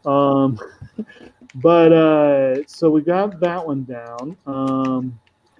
I'm trying to remember if there's anything else in the production aspect that really. Anyone have any thoughts of anything else they want to cover on the production side of it? I don't know as many production stories for this one, so I'm not sure I can really offer a whole lot. See, I feel like in a drunken haze years ago, I probably went through some of these same ones Jake has, but I specifically didn't for this discussion. I wanted to just go into it with Raiders being fresh in my mind as almost a standalone thing. So I whipped out my set too. I was going to watch all of them, but I didn't, just because I wanted to focus on this one. And I think I kind of did myself a bit of a disservice in doing that, because it's not all as fresh in my mind. We need to come back definitely for the others as well. Yeah. I think now that we've laid the groundwork, it might not be bad to hit one every year or two, something like that. Every year or two, Darren. I think if I were to add anything to it, is that it seems like it must have been a super fun time for these guys to do this sort of stuff, like a lot of the dudes that grew up in that era and were like adults at that time, I think probably had mad nostalgia for like the old serials and pulp stories and things like that. And I've always been a big fan of that kind of stuff. Mm-hmm. And I think it would have been cool to try to work in the stuff that they worked into this while keeping it sort of its own original thing in a lot of ways. One thing that I might want to add, though, is you guys said something to the fact that George Lucas had wanted to turn this into like a serial type thing. Well, that kind of already did happen with the young Indiana Jones Chronicles. Oh, you stop it. Yeah. I was wondering when that one would come into the picture. I barely remember that. I enjoyed it when it was out, but I did too, and I think like in a certain cheese quality, I could now. But of course, you get a cameo of young Indiana Jones at the start of Crusade with River Phoenix playing the role, and that was a fun sequence. R.I.P. But yes, R.I.P. No doubt about it. What was I going to say? The other thing with the production I was going to mention. But anyway, I did want to ask, actually, Septim, I meant to ask when you were talking about HD TV, could you see the glass? In the glass? What was that? Supposedly the glass monocle? Yeah. Supposedly the glass between Indy and the Cobra is visible if you look hard enough. But I'll have to look back at that. There are a lot of like holes in a lot of the older movies. Right. Kind of like that. Like I think the worst one that I can think of is in Aliens during one of the scenes of the Alien Queen. Mm-hmm. The way, like, there's some. I think it's in the hive. Like she's getting blasted with Ripley's blasting her with the flamethrower, and like the queen's neck is lit up, and you can see like the metal bars where her head like attaches to the rest of the puppet, and it's like, it's the worst thing ever because you can't unsee it. And it's like when we watched The Dark Crystal in 4K, and I mean, that held up pretty good. Like I watched it in 4K too. It did, but you could see, of course, and. Again, there's that line is, in a way, it's kind of cool because you get to see what they did. You get to see a little bit on how they made the magic. I wouldn't want maybe a child to be looking at that because I really want the magic to be intact for a child. But as an adult or somebody who appreciates film, sometimes it's kind of cool to be able to see those things. Though I like to also not be able to see those things too. And it's just like the it's just like with a TV discussion. It's nice to have it. I mean, shoot, if I had the room, I should also include that when we talked about money and room for CRT to have it on top. I'll just leave it. I think Jake's the only one's actually been in my movie room, but it's just no room for that. But it would be kind of cool to have like a wall with different TVs in it. Dream one of those dream things, like in Back to the Future 2, where all those screens like a lot of those memes you see where people have like the retro gaming set up, and it's like a TV for each era. It's just like excessive and crazy. I definitely am guilty of stacking the CRTs, man. I've got them in every room of the house for sure, at least one. And I don't know, dude.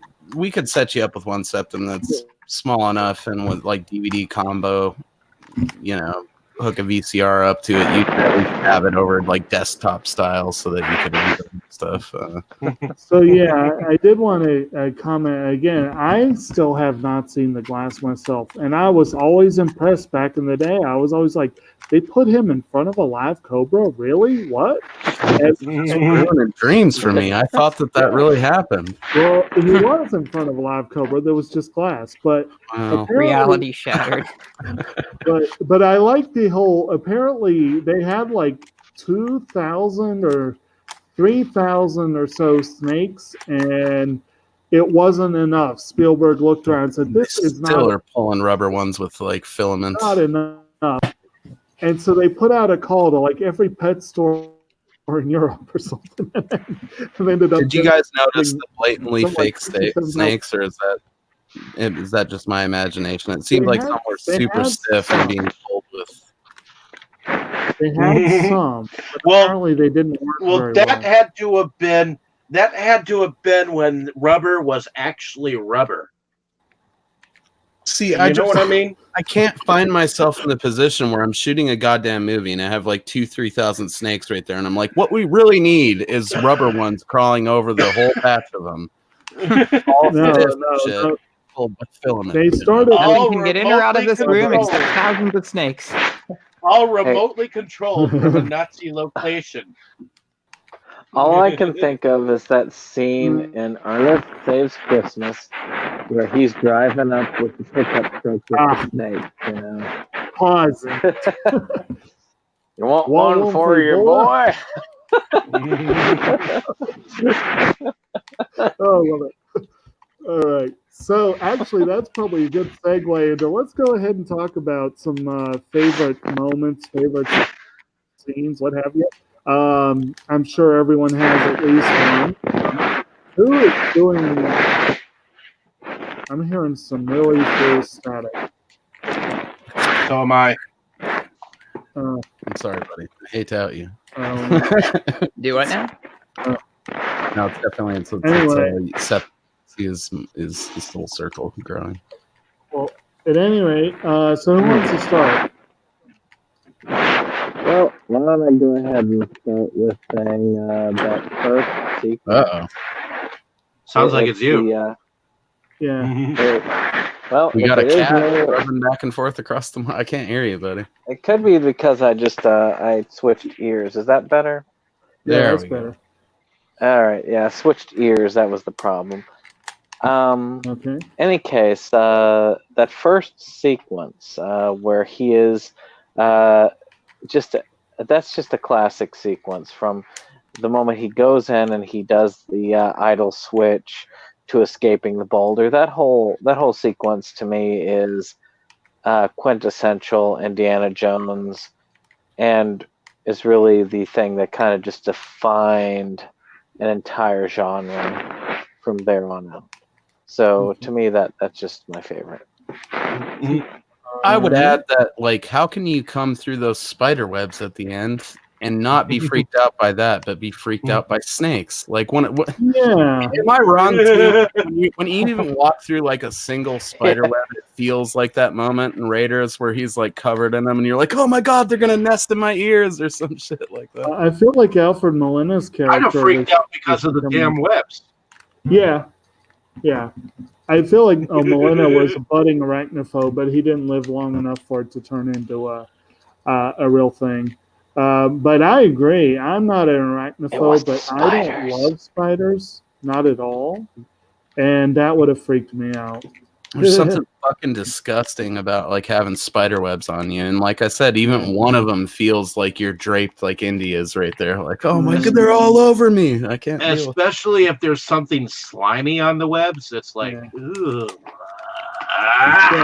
An old moth that's been hanging out there. And again, remember that this was Molina's first screen role, and they dumped spiders on him. And then made them move on him. Apparently, they wouldn't move because there wasn't a female, so they put a female down, so they started moving. And let's aggravate these spiders that are. Come and get your fat, juicy meat.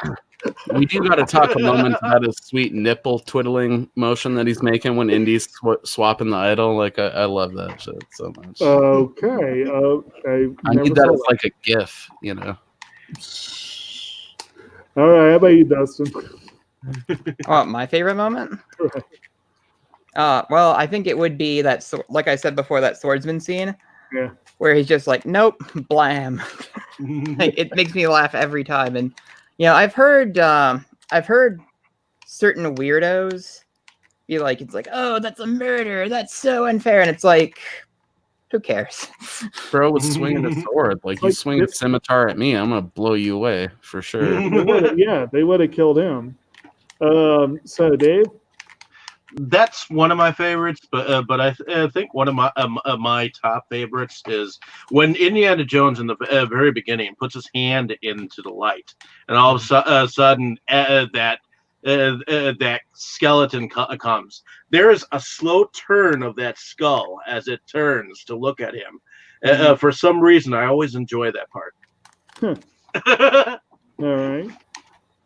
So, and I've got to admit, one part that I agree with Dustin. That part with the swordsman always makes me laugh. And I agree with Brandon. The first part is totally iconic. But there's just so many iconic moments. It's hard to pick one on that reason. The other, but again, a lot of the solo moments are great, and I love the part. Even though that part where you go first he is not the first person to make that joke. The one that comes immediately to mind is Young Frankenstein, where Igor is like, "Wait, master, it might be dangerous. You go first." I've seen that before, and it always makes me chuckle because it's fun. But the one part that we haven't mentioned yet, the other just very simple line that Sulla has that always stuck in my mind. We haven't even mentioned the Nazi saluting monkey yet. But there is that one little guy dressed as an organ grinder who has the monkey that they actually have the monkey give the Nazi salute. And apparently they have to do 20 takes to make it do it.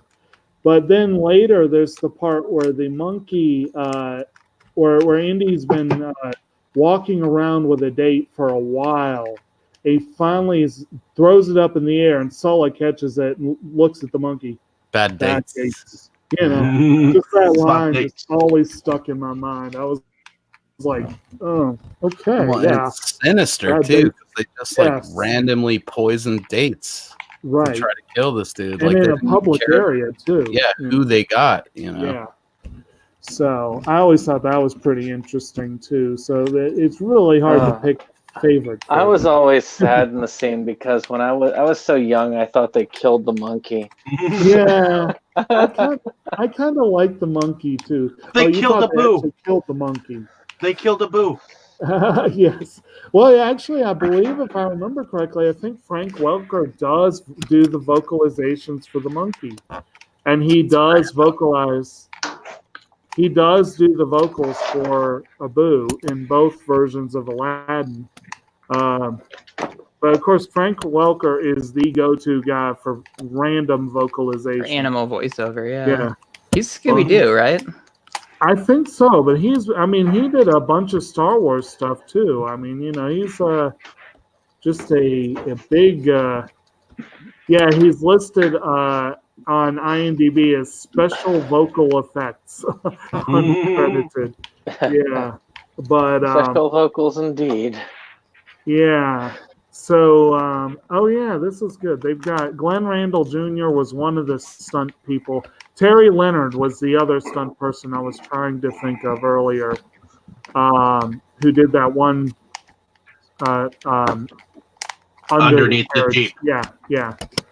And like I said, my favorite revisit of that was in Maverick, where he goes under the carriage, and then when he comes back, what's with the wheel? Oh, there's nothing wrong with the wheel. I got a real good close look at the wheel from underneath.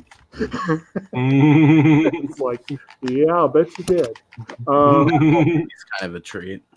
Yeah. So I think then, does anyone have any last minute stuff they want to throw out? Any other things that they wanted to mention that they would not have happened without Last Crusade or anything along those lines? I don't know about that, but I didn't get to list, I don't think, my favorite scene. And I'm sorry. Oh, no worries, buddy. To be fair, I was interjecting a lot, so it'd be fair to think that I'd already said it. Basically, I think a lot of scenes in Indiana Jones, like each movie almost has their sort of given scenes, right? Like, of course, that's iconic and amazing. And I think my favorite whole sequence in the thing is just that first bit where, they first escape the tomb and they're kind of like, well, the Ark's they first get done with the fist fight, where they blow up the plane and shit. And they're like, well, or Sulla's telling them, like, they're putting it on a truck. Thank God you're not dead, sort of thing. Mm-hmm. And Indy just says some shit like, I'm just sort of making this up as I go. And then the next scene is him tearing ass out of there on a horse. Mm-hmm. That's one of my favorite sequences in the movie for some reason. Because you got to just imagine that he was wandering around trying to find a way to catch up to these guys. And he just found a random horse and jacked it. Actually, good. Well, we were talking about things that get carried through. That's one of his kind of almost his catchphrase is, I don't know, I'll think of something. And I love it. It makes it such a human character, that plus a lot of the things we've mentioned tonight, and that also ties it back to that Western thing that, Davis brought up and you guys at various points. Like, this isn't that far off from the days of Billy the Kid. It's 1936 or something, like 50 years prior. There were real cowboys tearing ass around, like trying to catch up to trains or cars or whatever the hell, I imagine. So, I like that whole sequence for some reason. And watching it again this time, it was one that definitely stood out to me as being like, damn, that is like unrecognized as being as iconic as it is. Just Indy tearing ass out of that like workers' camp on the horse, Right. So that'd be mine. Mm-hmm. Yeah, to me, Indiana Jones has always had kind of a Western flair to him. It does, kind of like the Last Man on Earth kind of a vibe. Where he's like the lone wolf going around and just trying to be the last gunfighter. I think it definitely has tinges of that, like the last days, the Wild West of archaeology thing going on through it, The David Livingston. Yeah, nowadays you don't see motherfuckers running around grave robbing like they did in the Indiana Jones days, but that was kind of a real thing for a while, which, I like those moments where you can see that sort of gritty, dusty Western sort of element in it, Mhm. Well, and it is The nice last that true he has adventure. that. It is nice that he has that sort of. He's not in it just for the money or really in it for the glory. Like he actually, he is a scientist. He believes in study and learning from things, and I like that. I like having an academic as a protagonist.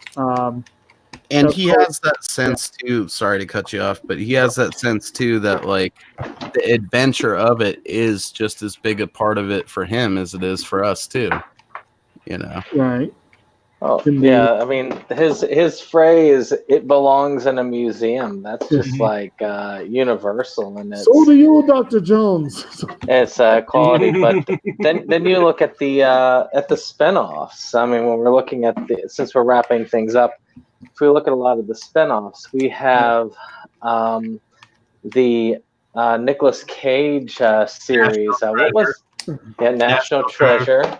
We had, of course, video games. You have the obvious ones like Pitfall that were mentioned, or series that were more dramatic, like Tomb Raider and Uncharted.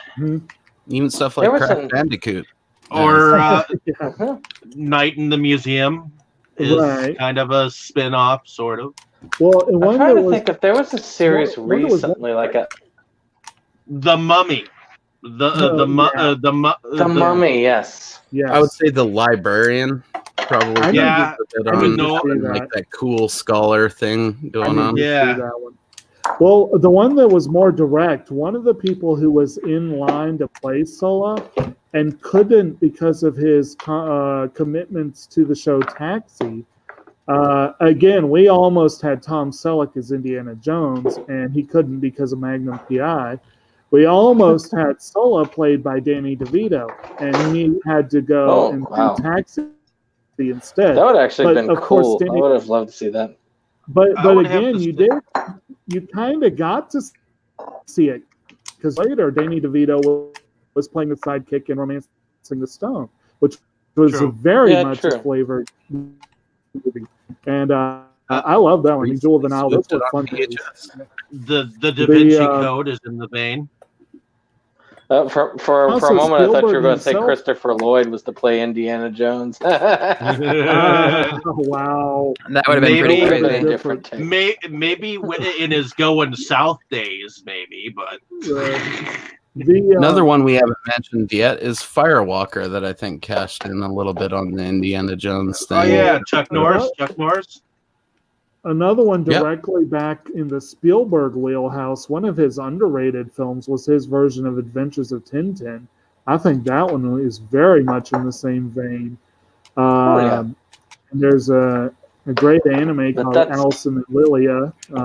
So there's a lot of good. And Tintin, but Tintin is much older if you look at it because it existed long before Indiana Jones. Tintin is older, but Spielberg's version, in a lot of Ebert's reviews of Spielberg's movies, he mentions something called Boy's Life, which I guess is like a Boy Scout magazine or whatever. Right. Yes, and he compares like the Indiana Jones and just kind of adventure themes to sort of like the exaggerated like adventures you'd read and stuff like that. That sounds about Pulp right. magazine stuff, dude. Like exactly. That's something that I've gotten into huge, mainly because Conan was what led me into that stuff because Robert Coward. The stuff that Spielberg probably would have grown up with. I mean, I grew up also reading the Hardy Boys. I'm sure he did. That's probably a big part of the influence.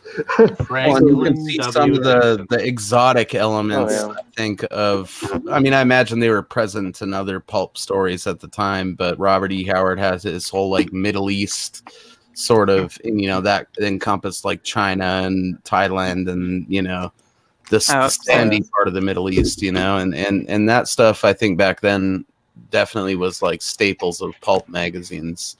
So even down to the settings in the Indiana Jones movies, for the most part, I think come a lot from that, like all of it, And as far as the Bond influence, apparently there's a scene early in Raiders where Marcus comes to Indy's house to talk to him about the task. Apparently, in the original version, Indy had a female caller at that time in his room, and they cut that from the final scene because they didn't want to make him too much of a playboy. But I'm like, well, it's just another example, though, of where Spielberg definitely had Bond on the mind, and there were. You can see it through a lot of it. I really think that opening scene, which I had not realized the club was called Obi-Wan Kenobi, the club at the beginning of the temple, it really feels like a Bond scene. It really, really does. And it's For sure. Yeah.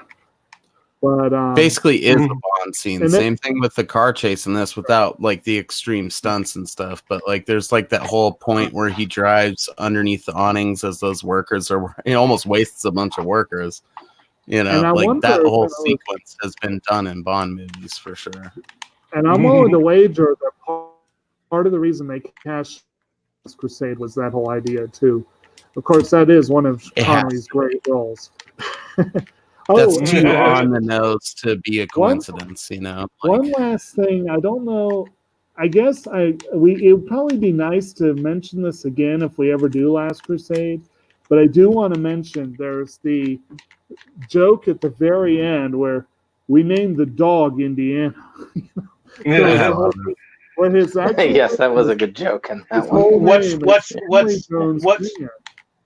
What's interesting on that note is that George Lucas's dog that he always had driving with him, his name was in fact Indiana Smith. Yes, and that's where I was going with that. Yes, and actually, Last Crusade, the dog at the beginning is the same breed of dog that Lucas owns. But yeah, I found that kind of interesting because I had not known that little tidbit, and I was like, oh, okay, so they literally did name him after the dog. I thought that was kind of fun. But anywho, truly entertaining. and yes, it was originally Indiana Smith, and Spielberg's like, I don't like that. It doesn't really work. They were like, well, how about Jones? Okay, it doesn't have the same ring. Yeah. But then again, if you'd grown up with the Indiana Smiths, you'd probably think it did. So, you know. Maybe. I don't know. There's certain that's a whole nother discussion we could have of things that sound good to the ear linguistically or whatever. And I think Indiana Jones might be one of those great examples of a film title or like a character name that really sounds good. The actual of the film are really good. Like Raiders of the Lost Ark is just a really good title. And it does sound like something you would have seen back in the 30s serials. Yes, exact. Same thing with Temple, even up to Crystal Skull. Yeah. Isn't that one called Kingdom of the Crystal Skull? Like that sounds like a title of a pulp magazine fiction story. You know? Oh, yeah. Yep, that was the idea. Yeah. Of course, this one is not officially Indiana Jones and like the others are. This one was just Raiders of the Lost Ark. But, you know, it's become known as. Well, and even the way they stylized that later, where it was like Indiana Jones and the like that goes with the whole pulp sort of fiction theme, I guess. Much so, yeah. Yeah. Oh, yeah. So, any final thoughts then? I feel like it's good length of time to have final thoughts. Yeah, I think good. We definitely have gone a slight bit over our normal. I've been looking for I've been looking for some place to say this for a while, but we were talking about kind of cultural like influences and stuff, like things from Indiana Jones, and in the Star Wars comics that Disney started putting out, they have a Darth Vader series, and one of the characters is Dr. Aphra, who's set up as basically evil Indiana Jones. And like she's introduced like stealing some relic, and it's like, it doesn't belong in a museum. It belongs in the hands of a private collector who can truly appreciate it. That's awesome. Right. Yeah, I could see Okay. that. The dark side of archaeology, yes. But all right, so I guess time for the outros then. So Dustin, you want to lead us off? Well, I am the Crypt of Horror. I am Dustin. I'm a horror collector here in Milwaukee, and I have a YouTube channel called The Crypt of Horrors, where I show off my collection. And I've also been doing Blu-ray and movie reviews very recently. So recently, I think I only have like one, maybe two. But I'm writing a script for the Blob, for my review of The Blob, which Shout Factory put on Blu-ray. And long story short, it's awesome. And I'm gonna go into some detail on that. So it's pretty great. Like, wow. So that should be dropping, I think, kind of soon-ish this week. I also have an Instagram for my horror collection, The Crypt of Horrors as well. Like, I'm just kind of using that name everywhere. And I don't post on Instagram very much, but if I get more than 159 followers, you know, that might incentivize me a little bit better to get my ass in gear. So, and you can also find me on Twitter, hanging out and talking about horror. And yeah, I do a lot of stuff. So. All right, Mo. I guess, you know, just sub Rebel Gaming Club, Septum Sin versus the World, Crypt of Horror, and Delusions of Grandeur. I'm occasionally putting out reviews, as I always do. It's real infrequent because, you know, sometimes I just drink and get unmotivated. But I also do Game Boy reviews, just retro game reviews in general. Most, like, pertinent upcoming things. I'm doing a review for The Strangers and The Strangers Pray at Night. So those will be up on the channel here eventually if you're curious about my shitty thoughts on those. And just, you know, obviously thanks a ton for including me in this, guys. This shit's awesome. Definitely. I mean, the more the better. Dustin's Banana Splits review will make you need to see the movie too. So get out there and check that out like immediately. It's a pretty good movie. I love the Oh, movie. had me buy it pretty good on the review. Best Buy. What's that, buddy? I said I love the movie. Oh, I'm gonna be picking it up as soon as I can find it for a good price. The Blu-ray is the Blu-ray's been $10 at Best Buy for a while. Oh, I just gotta make it up there, man. I live in the middle of nowhere, so like Best Buy is like 40 minutes from me. So if I go up there, I have to be looking for more than just the Banana Splits movie, unfortunately. But I'm sure if I took a trip up there, it would be lucrative for all involved. But yeah, definitely check out these guys' channels. They all do great work. It's mainly the reason I'm here is because of just the awesome reviews that they do, especially Septum Sin versus the World. Check that shit out. Tra la la la la la la. There is a small part of me that wants to go get banana splits from Walmart just because it seems wrong to do that. I've done that before. I've bought stuff because, like, I bought hard candy from Walmart because it amused me to do so. Hard candy is a rough one. It is a rough one. Anyway, so Brandon, you want to do yours? That's like trying to buy. Oh, go ahead. I'm Septum Sin of Septum Sin versus the World. I also bought Banana Splits due to Dustin's recommendation. That one and another one that were that had been reduced, and I can't remember what the other one was for the life of me. But any case, I run a channel that's dedicated to physical media and the love of physical media. We enjoy the preservation of film other than in streaming, and we have wrapped up our Horrorween, unfortunately, for another year last week. Oh yeah, where we wrapped up with the wonderful movie indie film 1031. It is a great anthology horror. Of course, there is a sequel to 1031 that has been released, and we'll hopefully be getting to that sometime in the future. Of course, November is Criterion Month, and because of that, we had to do our usual Criterion thing where we talk about 10 more films we feel need to be made Criterion, and we've been effective at converting a couple from our efforts. Not that they listen to us, but you never know. We can always pretend. And of course, finally, I do work for Inside Movies Galore, occasional reviews, occasional discussions, and of course, I help with the schedule. So next time's movie will be Clerks by Kevin Smith, which is, of course, great timing as the Jay and Silent Bob second movie is in limited release and hopefully in full release soon. So if you haven't seen it and you've got a chance, of course, get out to see that bad boy so that you can watch it for me, as I have had no opportunity to do so.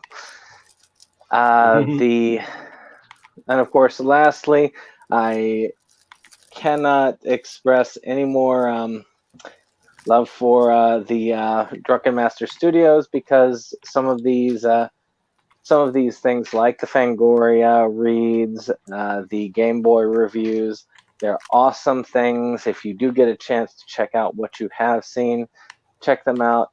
Send them your love, and hopefully we'll get continuations on some of these that are really awesome series. Oh, well, thanks, dude. You guys are breaking my fucking heart over here with the Fangoria love. I didn't realize people liked that as much as they did at the time, or I'd have kept doing this, but they're definitely coming back, as well as like full set of Gorzon. So I've been listening to the channel ever since I knew it existed, after being introduced to you through the Rebel Gaming Club, which also listen to those guys too. They're awesome.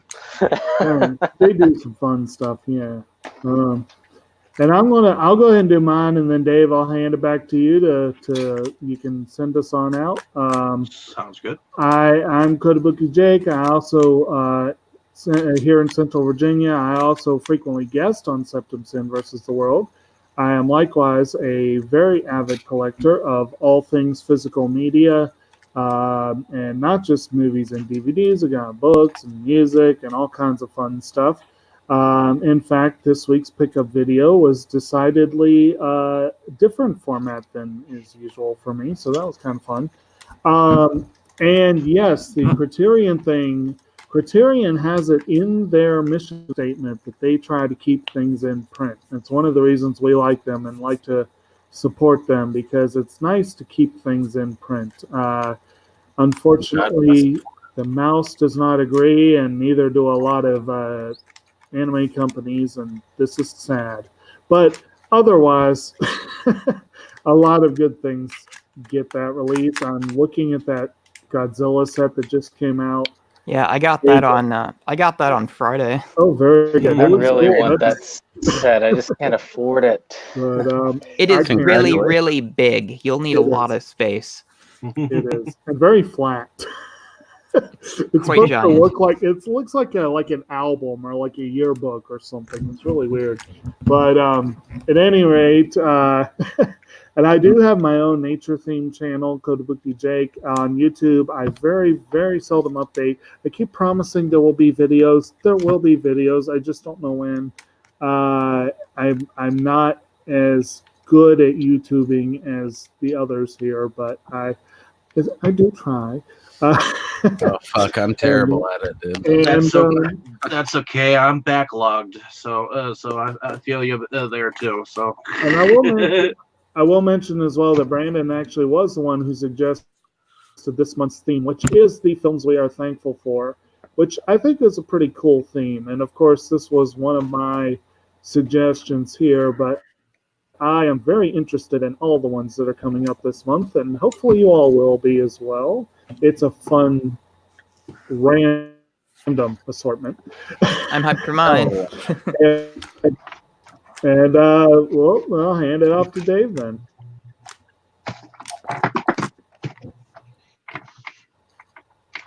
You're All up, right. Dave. Yep, I know. My mic popped out for a moment. But in any case, my name is David Streggy. I run Inside Movies Galore, but I also run it with all of you fine folks. So thank you for joining my merry band of film Weirdos. miscreants. Yeah, we're all weirdos, Mo, so I think you fit in with us. So in any case, I also run Delusions of Grandeur, which is a YouTube channel devoted to film reviews and film discussions. As of late, I've been having some discussions with a very good friend of mine who it was in a production that I had executively produced called Dark Zone 13. And he comes all the way from Croatia, so definitely check out some of those discussions. Since I think Mo will be joining us on our next one. Our boy Boris. So also, I guess I can somewhat. I've been researching some of the films behind the American Horror Project. So stay tuned for a review on both volumes 1 and 2, including all of the extras, since all of you seem to be darn tootin' on trying to tell me that extras are important. So I'm going to go on about them. Well, so, without extras, there's no reason to actually buy the disc. Not really. There is a point where you actually enjoy the film. Well, owning the film is a good thing in and of itself, depending on the rarity and availability. But having the extras does give extra incentive for films that are in wider release, such as, say, maybe, I don't know, Titanic would be a good example. Titanic is available on. I think you could get Titanic on your toaster if you tried hard enough. If we boil it down too, we could all just steal these motherfuckers. I mean, none of these movies need to be bought, but we buy them to support the people that do them and to support the companies that release them. And nothing pisses me off more than something with an elaborate slip cover that I have to unwrap and pull my shit out of there just to find out that the only special features are the goddamn trailer. So, I agree with that. If you're gonna go through looking at you, Lionsgate. Exactly. If you're gonna go through like making a fucking release of something that is playing at being like a release of something, instead of just being like a budget reprint. And at least have the commentary be more than just your perspective career. Those motherfuckers aren't doing anything anyways. They can sit down and watch the movie and talk about it. It's not going to come while you're actually watching the movie, comment like where you were, what you were doing. Okay, was my wife giving me a massage? Tell me something. Well, one thing I found very puzzling, like I said, the set that I have of the 4 Indiana Jones movies is pretty awesome, but it, puzzlingly enough, does not have audio commentary tracks.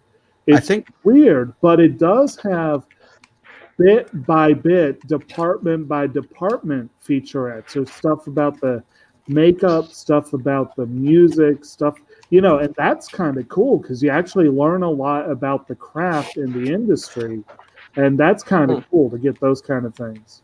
Yeah. See, my indie set has like nothing, dude. The special fucking feature is exclusive access to the Indiana Jones DVD website. Okay, what am I gonna do with that? Like,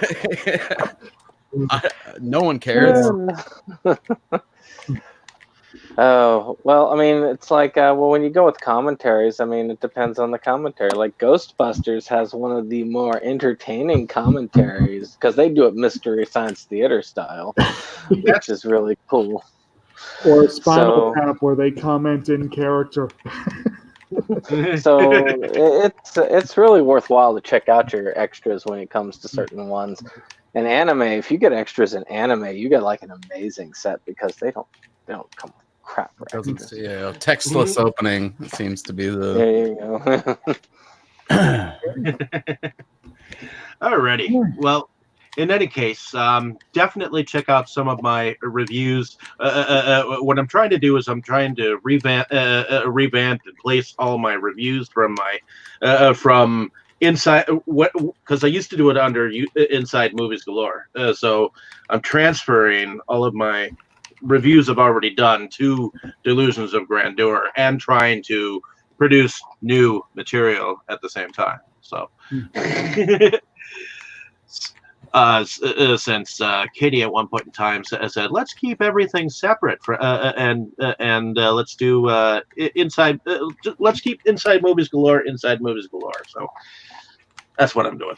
So in any case, I mean, like, you wouldn't want someone thinking every one of those reviews is a 2-hour podcast kind of thing. Well, yeah. So in any case, it's just that some of them will still say Inside Movies Galore in the front of them. That's all. But moving on, definitely have some more cool stuff coming out. I think that I'll have some cool stuff to say about some of the older films that have come out on Arrow recently. So it's definitely new territory for me, talking about the special features behind some of these films. So besides the films, so definitely check that out once it comes out. It's going to be like a 2-part episode thing. So in any case, check it out. In any case, next week we have Clerks. Is it correct? Mm-hmm. Yep. Yes, Clerks. Alrighty, I'll have to unearth where I stuck my copy. Trying to find women in the world, man, but not all of them bring you lasagna at work. You know what I mean?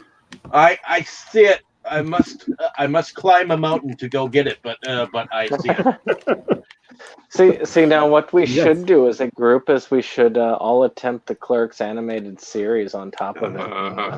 And then it's add short, to that. From what I remember. It's like 5 or 6 episodes. It's 6 episodes, yeah. But is it it's very strange. It has a flashback episode as its 2nd episode. It is indeed. It wouldn't be crazy to think we could each pick a favorite episode of the animated series to plug when we do the Clerks discussion. See, everybody should just watch one episode, at least one episode of the Clerks animated series in preparation. Okay. I think we can agree on that one. If everyone has a copy, I got to figure out where I stuck my copy of that. I see where my Clerks is, but I don't know where my animated is. So, all right.